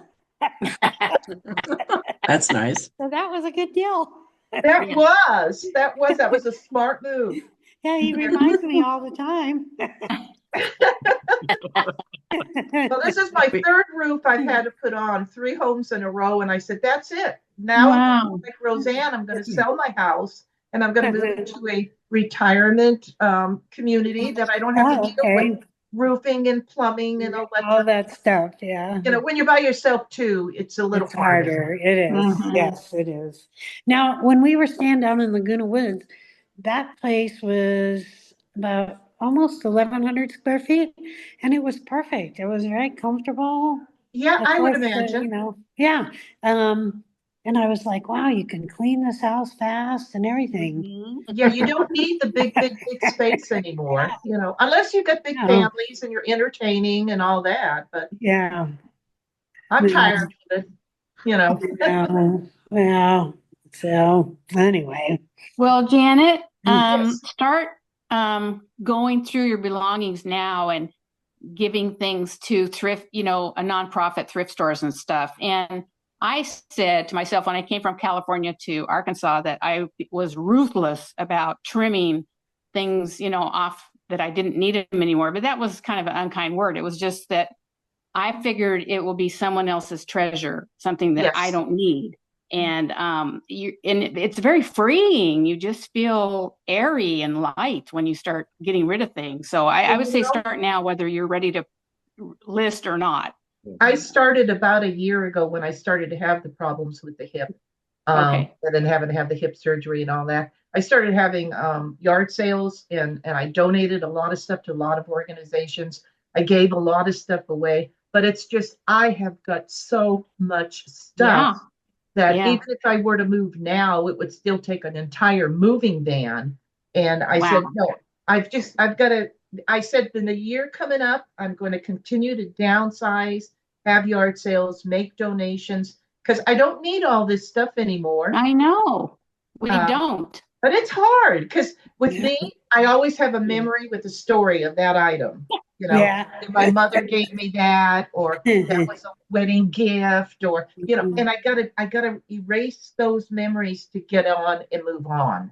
Well, Janet, what I did was I kept all the cards from my mom and my dad and my best friend, and I sat and read them, each one. I honored them. I honored the memory, and I kept one from each person so I could see their writing, their handwriting. So just things like that. You're saying goodbye to things, but you get to do it from inside of you, not just stick it in a box. Yes. So I don't know if that'll help. Yeah. Well, one person told me something when I lived in Corvallis, Oregon, and I'll always remember it. She was retiring, and she was moving from like a 1,500 square foot home into a RV.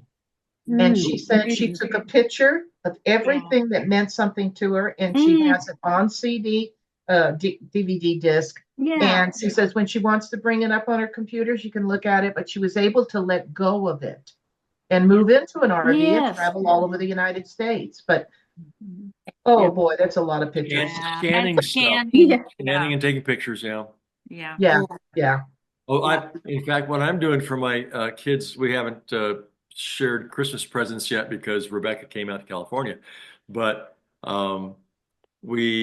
this past year we sent all of our old VHS tapes in and had them digitized, so all the home movies that I have for my kids, I've got that, and then I used to be a very faithful writer of Christmas letters every year to document what happened that year.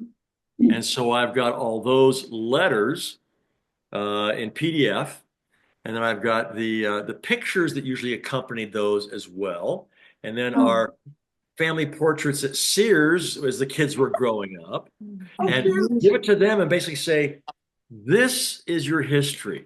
So of your childhood growing up until we stopped doing it in 2013, I believe, and it's like. And so I'm even going to send one unsolicited to Linda, my ex, because like she's in the pictures. She's written off the family for the most part, but it's like I would feel bad if I didn't do that. And just say, you may not want it. It's going to be on a thumb drive. All you have to do is throw it away if you don't want it. But just say, and it'll give context then to the kids when they're watching the videos to read in the letters. Oh, we went here and we did that on that vacation, and also what they were doing in school and the funny things that they said when they were little kids and that kind of stuff. So it's like that's great. Yeah, it's time, and just to pass that on and not pass it on. I've got photographs from my mom and my her parents as well. that basically I need to scan the important ones and say, these are who your ancestors are. Yep. Yeah. I went ahead a few years ago and I made a scrapbook for each one of my brothers and my sister. And just from all the memories of pictures that I had collected over the years and put them all in one scrapbook. And so they physically have that to look at now. The idea of, being it on the computer, it's even better yet. But yeah, I did that with pictures. That was a big project, Oh, yeah. But yeah, now that we're at that age and we got to start thinking about things like that, where did the time go? I know. I know. Crazy. I talk to people and they tell me that they have kids that are 50 and I go, that's impossible. Yeah. I didn't have a kid. And of course with me, it's because I don't have kids, but Yeah. I said, how the hell did that happen? And they go, well, Janet. I go, oh, okay. My son's 52. Yeah. Whoa. Really? My daughter too, 53. Oh my God. See, that's amazing to me. And then when they start to say that they have 8 grandchildren and 10 great grandchildren, and I'm going, somewhere down the line, I missed out on the boat or something. But that's neat. That's It's just like Charlie's always saying, how long have I been with you? Like it feels like just yesterday. I'm like, I know, where did that time go? It's been like 33 years. Oh my God, that long? Yeah, 33 years. How long? Oh, 33 years. Wow. I Okay. know. And it Yeah. feels like it's been maybe 8. I don't know. It doesn't feel like Crazy. 33. oh wow. Crazy is right. Yeah. Oh dear. I never would have lasted that long with any human being. No. Nor they with you, perhaps, or what? My ex-husband, when we got divorced, my ex-husband moved to Puerto Rico. Oh. Wasn't that I was stalking him or anything, but Puerto Rico's kind of hard to do, Yeah. Oh dear. Jackie, you're quiet. Oh, It's yeah, I'm just enjoying listening. Yeah. I was so sorry to hear about your sister. Oh, Oh, I Thank didn't you. hear. What happened, Jackie?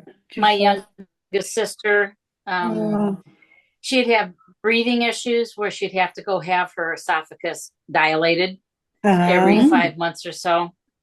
oh my So God. she went to UC Irvine. That's where she was having it done.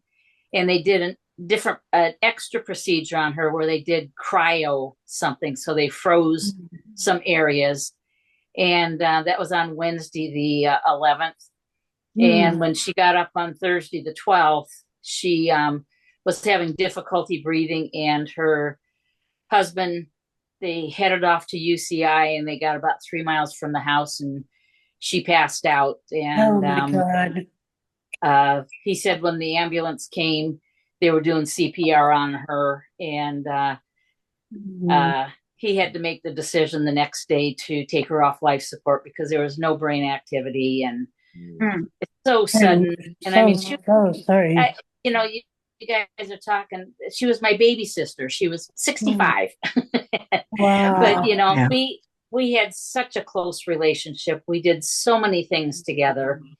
I mean, talked on the phone every other day. She lives a mile from me. So I was over there probably once a week. Oh, And, that's horrible. we just did so much and I miss her so much, and I'm trying to help her husband. Yeah. He's just having a hard time. And, I allow myself to cry when I need to cry. Yes. For my early years, I'm talking my 20s and 30s, I'd always stuff my feelings. And today I just feel what I need to feel as long as I need to feel it. And,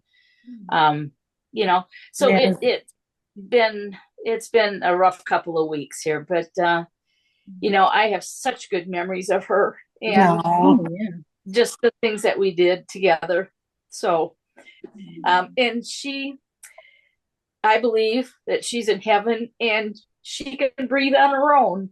She's healthy. And that just brings me joy. Right. Yes. Yeah. So thanks. Bless her heart.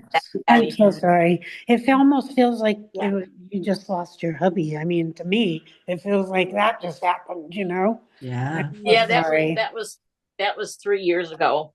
Yeah. Yeah. Jeez. Yeah. Mhm. Well, that's what happens when you get older, you know. Unfortunately. You know, Yeah. and I'm just thinking, okay, there was 5 of us, 5 girls in the family. My oldest sister passed away in 2014. Then Bobby passed away this year.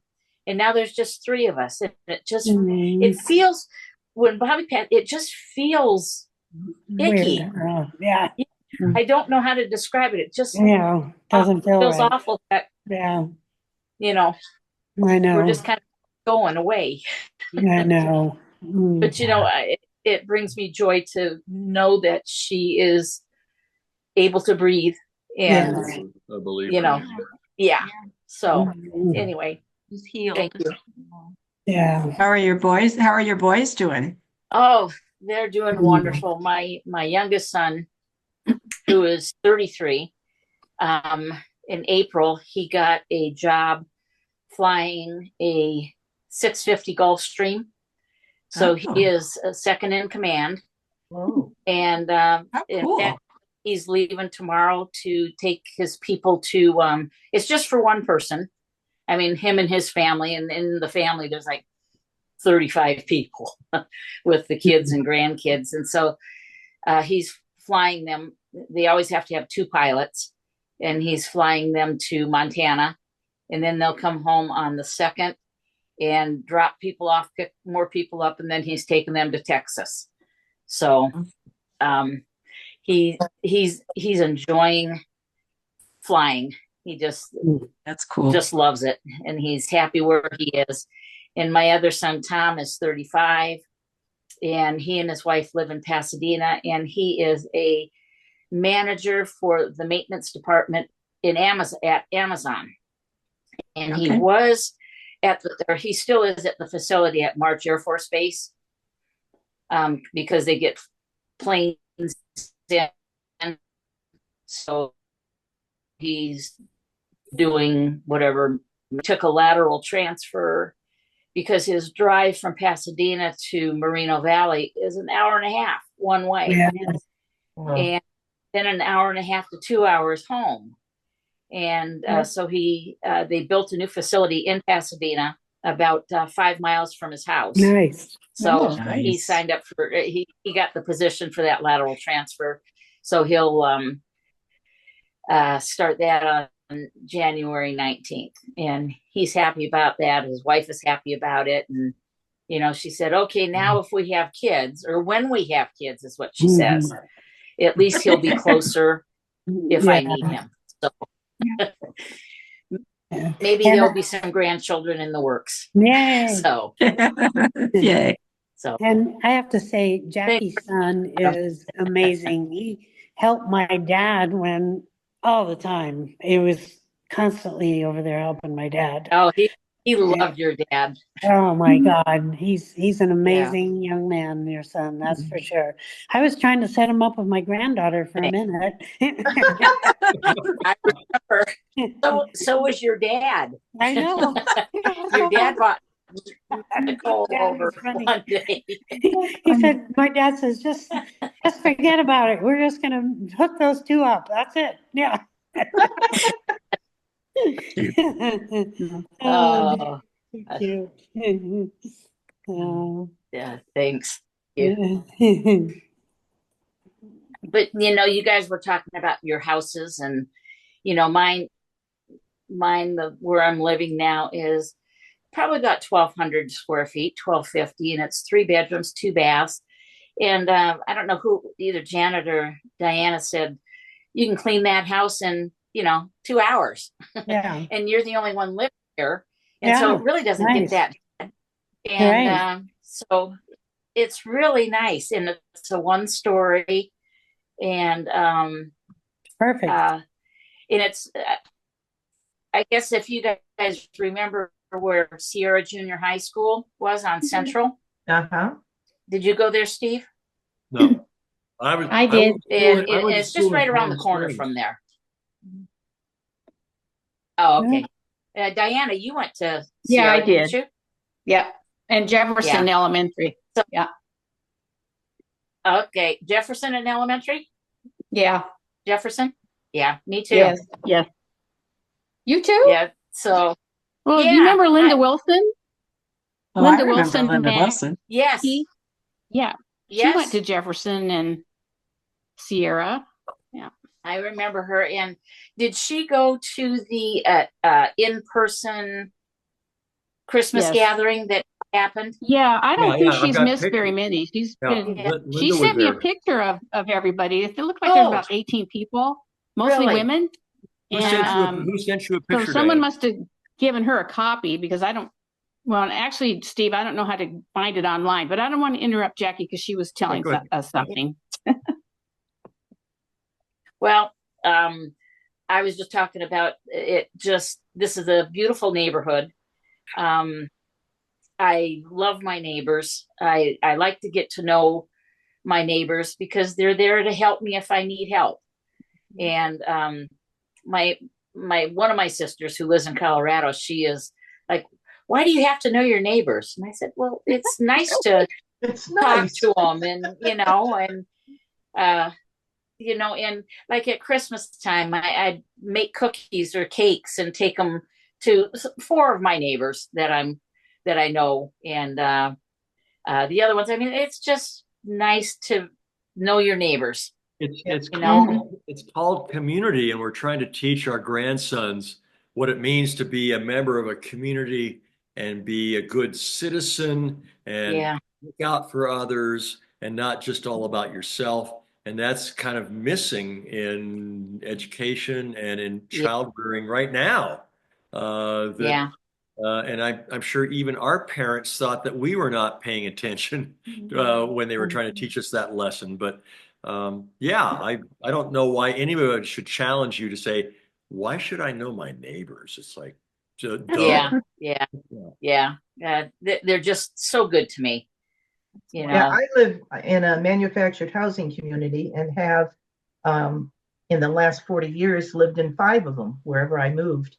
And I love it because you get to know all the people in the community because you have monthly potlucks and you have monthly decorating parties, and it's really neat. And then if something happens and you need somebody, you've got them there to help. Yeah. You know, likewise, you can help them. I like that. Yes. Yeah. Yeah. Yeah. Well, so Diana, where do you live? What state do you live in? Arkansas, Northwest Arkansas, near the home office of Walmart. So there's a lot of big business here. It started out very small here, a lot of farms, small shops, small town. And so we bought our land in 1995, knowing we'd retire here. And it's growing really fast because there's a lot of jobs, a lot of people, apartments and houses are being built. I don't really like it. We need a green belt or something. I want them to save the old barns, and not just let them be turned into developments. So there's a lot of nature here, fishing, lakes. People are nice. They're very polite. I mean, except the ones moving here from California. And like you. We just like everybody. I said to somebody, no more people from California can move here. And I go, I'm acclimated. I'm an Arkansan now. So it's beautiful. It's beautiful. And we live out in the trees, so I don't have the greatest internet, but I can sit on the porch and watch the turkey buzzards fly. My husband loves it. It's so nice to see him be a happy man because he really was ready to go about 30 years ago. Yeah. Janet, where do you live? Longview, Washington. Oh. Yeah, not by choice, but I was living in Corvallis, Oregon for 7 years, living my best life after retirement. And then I have an older brother that has a disease, peripheral neuropathy that's taken over his body. And he was living up here in Washington with my sister. And she said she was having a hard time taking care of him. So I said, oh, well, I'll move up there and help. And he ended up moving in with me for 5 years. And it wasn't until recently I just found him a lovely retirement apartment complex. And he's moved to that. So I'm I'm back being a single woman. Yay! You know. But yeah, Longview was not the place that I wanted to retire and stay in, but you know, sometimes you don't have a choice. Yeah. If I could, I would go back to Corvallis. That was wonderful. That What was that? yeah. Yeah. Oh. Wonderful And that I you know where helped him Pat out. lives, and I know where Debbie. Yeah. Well, he's been a good brother to me, and he needs help, and so you know that's what family is all about. Yeah, that's true. Yeah. And actually, when he was living with me, he had triple heart surgery, and then he had a knee replacement, and then I had a hip replacement. So we were all taking care of each other, you know, Taking turns. falling apart. But it's beautiful. The Pacific Northwest is beautiful, and I have no complaints of that. It's just Longview is just a little town, and it doesn't have as much as what I was used to and what I like, you know. But you learn to adapt. Yeah. Yep. How far is it from Corvallis? Yeah. 140 miles. Oh, it's a ways. It's a ways. In fact, this past year, every year I went back to visit them, and I've been here in Longview for 8 years now. So this year I couldn't drive anymore that distance, and so I took a train from Longview to Corvallis. And it was really neat. My girlfriend picked me up at the train station, not to be confused with the train station in Yellowstone, but that's another story. And I spent a whole week with my girlfriend, just going from place to place visiting, and it was really neat. I really miss it, you know. And I got back on the train and got home, and I thought, oh, this is cool. I didn't have to drive. Boy, the train is really wonderful. I know that some of you might know Kim Hoffmeister. Yeah. Does that name ring a bell with him? Yes. Yeah. And she lives on Balboa Island. So I take the train from Riverside, the Metrolink, to Irvine, and she picks me up there, and we go, and I spend a couple of days with her every year. And you know, and I have a niece that lives down in Dana Point, so I'll take the train there, and she'll pick me up. And you know, because I just don't want to drive those crazy freeways, and you know, I can do Riverside okay. Yeah. You know. And I have to admit, now that we're getting older, I mean, I'm having some eye problems that they said I got to gradually get cataract surgery, but I don't feel the confidence that I used to in driving. No, I never thought twice about jumping in my car any time of the day. I'd go to Rainier, Oregon to go gambling. You know, I didn't think of anything of that. Now I have to, do I really want to go there? It's only 10 miles. Yeah. You know, we've changed. I've changed as far as driving goes. Yeah. Yeah. I'm getting I don't like night driving. Oh, night driving is.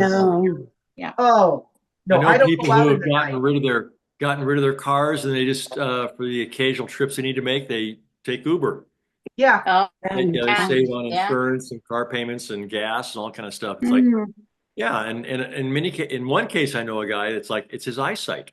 He really can't see to drive. Yes. So, Yes. And again, we're in a kind of a rural area outside of Santa Fe here, so there isn't transportation to our door. Oh, and, no. we've got, we're not far from the Amtrak in Lamy, but that's a 40-minute drive to get down there. But yeah, it's I was reading something today. What was it? It was Ronald Reagan's daughter talking about her dad in his last years. Patty, what's her name? Patty Davis. And she said that, having the conversation with your parents, which we did with Krista's parents, of like, you can't drive anymore, and taking the keys away. That's going to happen to us. And you got to be prepared for that. I never thought of that. Oh yeah, and it's scary, when you think about it. My doctor last time told me, because I have the peripheral neuropathy now, and he says, it's going to get to a point where you're not going to be able to drive. And I go, oh no, that's a while. But yeah, it will happen to us. One thing that we learned, I renewed my I renewed my driver's license this year and it's good for 8 years. I realized I'll be 80 years old. Oh my God. At that point, it'll be Yeah. every year. You have to get it, at least not take a driving test, but you have to go in each year and they check your eyesight. Oh, Yeah. But we've learned in in being in close proximity to Krista's parents, we say, okay, we don't want to be like that with our kids, like Yeah. they were with her. What lessons can we learn, and how can we be humble and not buck and fight and resist that transition that we know we're going to make? And we keep saying, yeah, we're going to do our best. We're going to try and not make things difficult for our kids.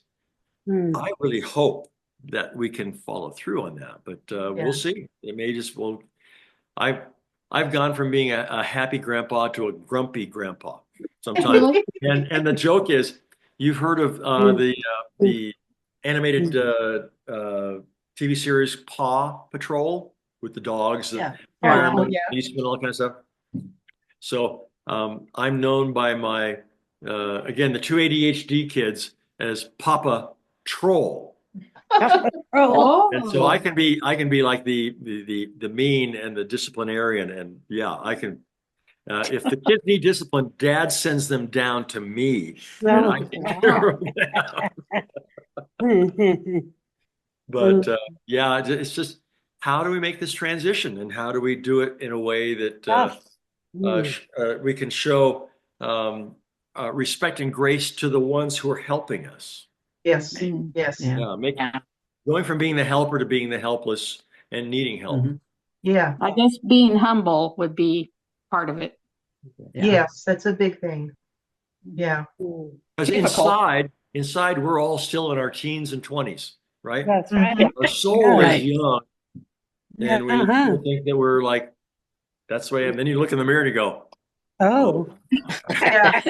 When did that happen? Yeah. I look at myself in the morning when I first wake up, and it's like, wow, my eyes are really baggy. I did a funny picture this year. It was 20 years since I graduated from college, and I had taken a picture of myself just before graduation in Fresno, and I was facing a certain way. I don't know who took the picture, and I thought, I'm going to try and recreate that picture 50 years later. And I put my glasses back on because I wear contacts, and I tried to recreate it, and it's like, that's the same guy inside, but on the outside, Looks a little pretty different. Yeah. Even from high school, with the glasses I can go put them on, but it's like, I actually see better with them, but I still appreciate it. I've been wearing contacts now for about 50 years. And I got an appointment with the eye doctor at the beginning of the year, and I have monovision where the other way. This eye is the reading eye, and this eye is the distance. Yeah. And the reading eye is not good right now, so I have to get that prescription changed. But at some point, and I'm a dinosaur, I don't use soft, I use gas permeable lenses. And the optometrist is my age, and he says, I don't prescribe many of those anymore. Those are just not what people are asking for. They want the soft, the easy to do it. And I said, but he helped me correct stuff 25 years ago with non-gas permeable, hard lenses that didn't get oxygen to your cornea. And it was a major struggle to get through that. But anyway, at some point I'll say, screw the contacts. I don't care what I look like. Glasses are what I'm going to be, and that's what I'll be. Probably when I'm my late 70s, right? Something like that. Yeah. Krista says that'll be okay. Well, when you get glasses, get titanium frames. They are light as a feather. You won't know you have them on. You'll say, "Where are my glasses?" And we'll say, "On your face." Rather than on your forehead up here, yeah. I mean, they're just so light. My reading glasses. Where are my glasses? I have glasses on. Yeah. Are yours reading glasses, Pat, or are those regular glasses? So I do have reading glasses, but these are a prescription for the computer. So it's a Okay. little farther distance. I Different don't glasses do for the different- bifocal, trifocal things, or so Have I you have, tried them? The yeah, I trifocals? have. Yeah, My I doctor just, talked me out of them. So, They're terrible. I had are they trouble. really? Oh, yeah, I couldn't adjust to them. So I yeah. have reading glasses and then I have the bifocals. computer glasses. And then I have now I bif- have glasses for reading, for driving at night for distance. Yeah. Oh, Yeah. Okay. But I had cataract surgery probably about 9 years ago Yeah. yeah. or so. So Bifocals were easy to get used to, but trifocals, I was just retarded. I mean, I was missing Really? steps and landing Oh on the my ground. God. What the hell? You know, I just couldn't believe it. And so I thought I went back to the two, and then now I just buy the 99-cent ones and wear them all around. So bifocals are easier to get used to? Yes, much Yeah. easier. I have a pair of bifocals that I would wear when I was working because I Yeah. could do the computer and then I could also, read. Yeah. And that was a lot easier. The other ones just were difficult. Mine are progressives. So they don't have the line, but there's the reading and then there's the computer and then there's the distance. So you How just do you kind of like do them, this Jackie? with your head, Yeah. right? Your head moves until you find the right spot. What's that? Yeah, Your that's head true. moves And until then you find the you right stop spot. thinking about it after a while. They're Yeah. dangerous though for older people because you do miss a step, especially if you're going downstairs. I mean, I haven't Yes. fallen yet, but I'm very careful to how I squint my eyes so I can see my way down the stairs. Mhm. Some Do you have people, stairs in your house, Diane? Yeah, we Yeah. have well, we had a plan we chose 30 years ago, so we built to the plan, and Yeah. it's really not for an older couple. When we sell it, it will have good resale value. A family will like it. Right. So yes, I wouldn't have built a 2-story house if it was me, but we had this beautiful Southern colonial plan, and Yeah. that's what it is. But it's yeah, it's a little more than I like cleaning, but so I just Yeah. do it less often. Right. I have a cleaning lady now. That's Yeah. nice. yeah. That's what I need. We have what are called saltillo tile. Let me see if I can show it down Yeah. here. Oh, I like had this. those before. Yeah. Ooh. Dirt colored. Some of them actually have like dog footprints in them. Uh-huh. And yeah, they can go a long time without. Oh, Yeah. I used to have those when I Are they built the easy to house. clean? Yeah. Somewhat, yeah. Yeah. Huh. Well, I had them when I built the house, but then I noticed in the kitchen, it was giving me backaches because they're not flat, they're kind of, uneven. yeah. Even. Yeah. So Yeah. then I Yeah. changed. Yeah. Hmm. But I love them. I just put them on my outside patio. Mhm. Neat. Yeah. So I this year I think I finally realized that I've lived in New Mexico longer than any place. Mhm. Oh, wow. Moved to New Mexico in '93, Santa Fe in '94. So I've lived in Santa Fe for 30 years, and I lived in California for 26. So Oh, okay. still think of myself as a Californian, but it's like, And yeah. I've been here long enough. And Krista is, you've been here what, since 75 in New Mexico, roughly? So, Oh, that's a long time. and Yeah. yeah.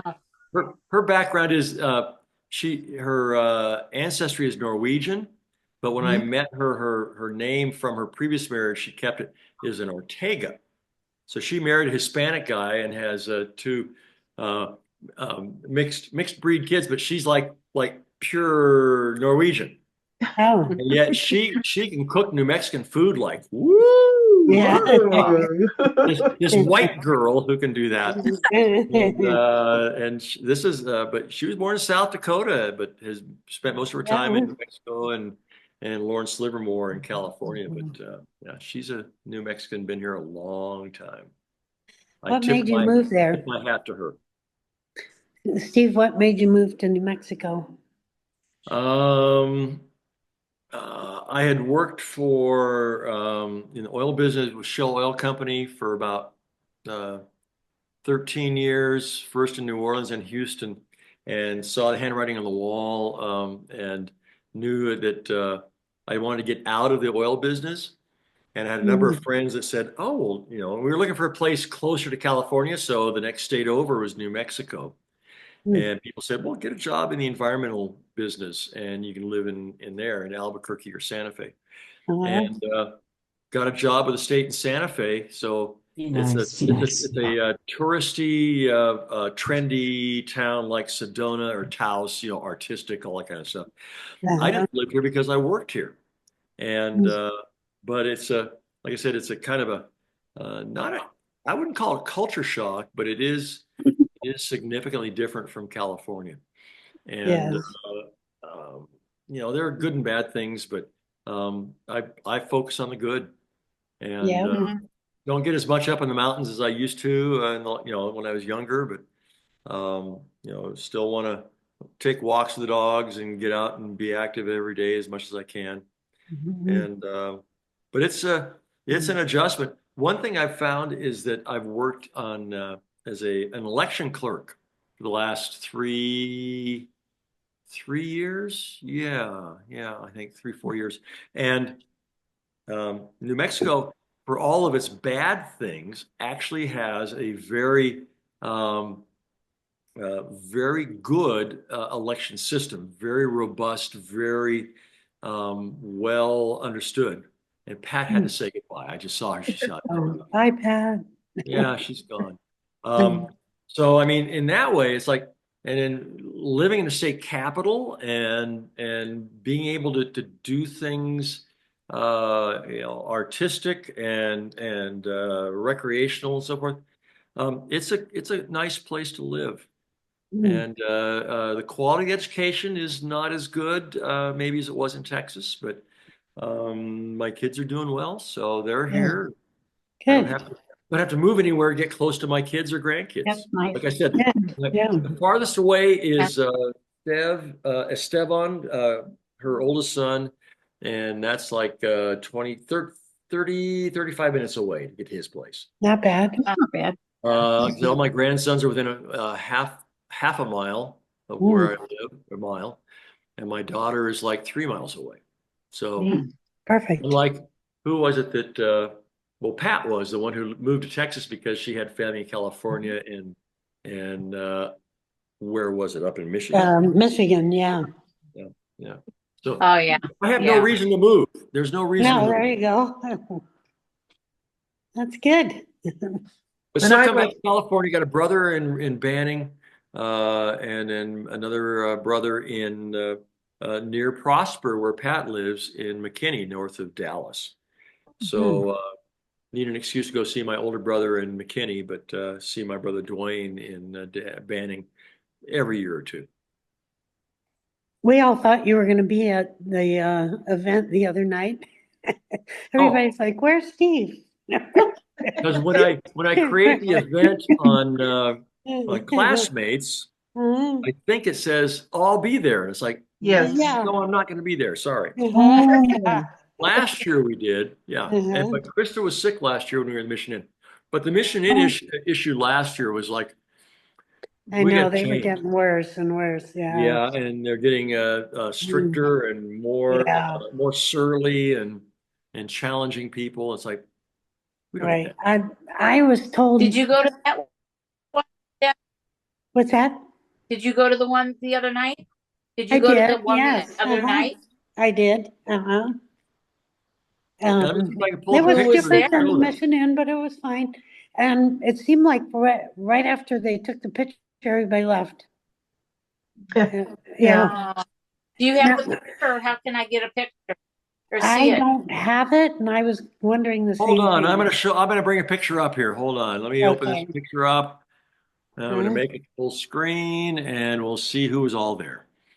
Let's see, open with preview. Please open this picture. Trying to. Yeah. Let me. I always enjoyed speaking with Linda Wilson. Yeah. Yeah. She's funny. Yeah. she's one of those people I did not know in high school again, and but have seen so many times at the Mission Inn over the years at Christmas, and Yeah. other times, Yeah. and just like develop friendships people I didn't know. It's great. Yeah. Let's see. It's not going to do that. Hold on. I'm going to share my screen. Which one do I want to share here? Yeah, I asked Terry Jones to post some pictures, and she posted pictures where she went after the reunion at Arts Bar and Grill. She didn't post the reunion. I go, no, Terry, you're confused. Well, that was partly why we did that, saying, it could be end at 8, and then people can go someplace else. Right. If people have issues with driving at night, They could go home. Yeah. No, it was good from what I heard. It was good. Yeah. Yeah, the people that were there. I would have been there if I was in Riverside, California. What made it good, Debbie? What was your high point? Oh, it was nice. I mean, it's a whole different environment than the Mission Inn. It's just a small little bar cafe kind of thing. Yeah, pub thing. Yeah, it's like some place where you go and stay in the hotel, and then you get breakfast in the morning downstairs. Right. Yes. I mean, they were very nice and everything in there. There was no other people there but us. And you didn't have a parking problem. No, there was no parking problem. So that was parking. good. Yeah, so that was all good. Yeah. Okay, here's the picture. Let me see if I'm haven't sharing. seen it Am I going to yet. share this okay? If it pops up, let me see it. I'm trying. It's not, it's thinking. It's like, there we go. Can you see that? Not yet. Oh, there we go. It is. Yeah. So this is, can you see me pointing to? Uh-huh. Now I That's need Carol glasses. Burdick. That's Norm Burdick, her brother. This is Vicki Lewis Burdick. So she was class of 69. I knew her in choir madrigals. This is Barbara Morris Holgate. That's her husband, Greg. This is Melissa Schmidt. She's class of 69. There's Linda Wilson, Mackey. That's Yvonne Tankersley. Yeah. This is Leslie Ferris, who Don Brown over here is dating or going with. Yeah. Debbie. And this was, you told me, Donna Gayton. Yeah, she just was there because she was going to that Afterwards, thing with us afterwards. And this with is Shirley. Nancy Balmer Pierce. There's Terry Jones. This is Cindy Root Hogue. Yeah. Evelyn Walker Martin and her husband Dale. And this is Shirley Lily. Yeah. Lewis. Yep. Shirley Lewis Lily from class of 73. Yes. And And then, that's who we were going with to the event. After. Yeah. So I'm looking forward to seeing what Terry Thanks for posted. sharing. What's what? that? I said thank you for showing that. Yes, Okay. thank Yeah. you. Thank you. Nice. Where is it at that we can get it, or you'll be posted? It ain't. I just got it today from Gail's. Gail okay, Wesson. perfect. So when I'll send an email out probably this next weekend or so with where they are and who the people were and all that kind of thing. Both as well as a recording from this. We'll post this up.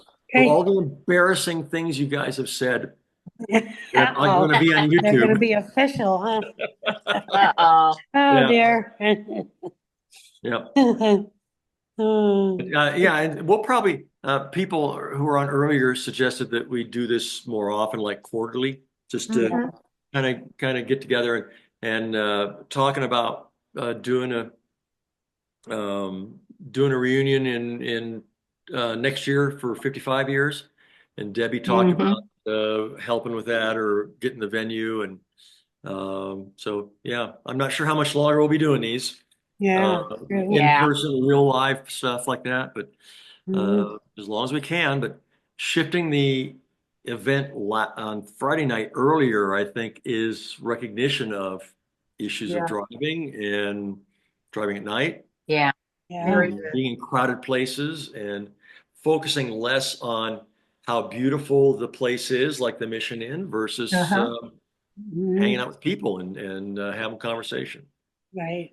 Yeah. And we've all been to the Mission Inn on our own. And over the years, if we wanted to go to the Mission Inn, we'd go. So, avoid it at this time with all the crowds. And the cost factor I thought was crazy too. When they start charging $20 for parking a car, it's crazy. Yeah. The park. It's like Disneyland.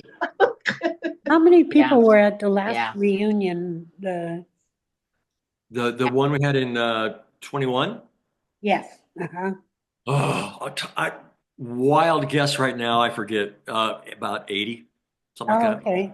So it was less than our 40 year, more than the 45.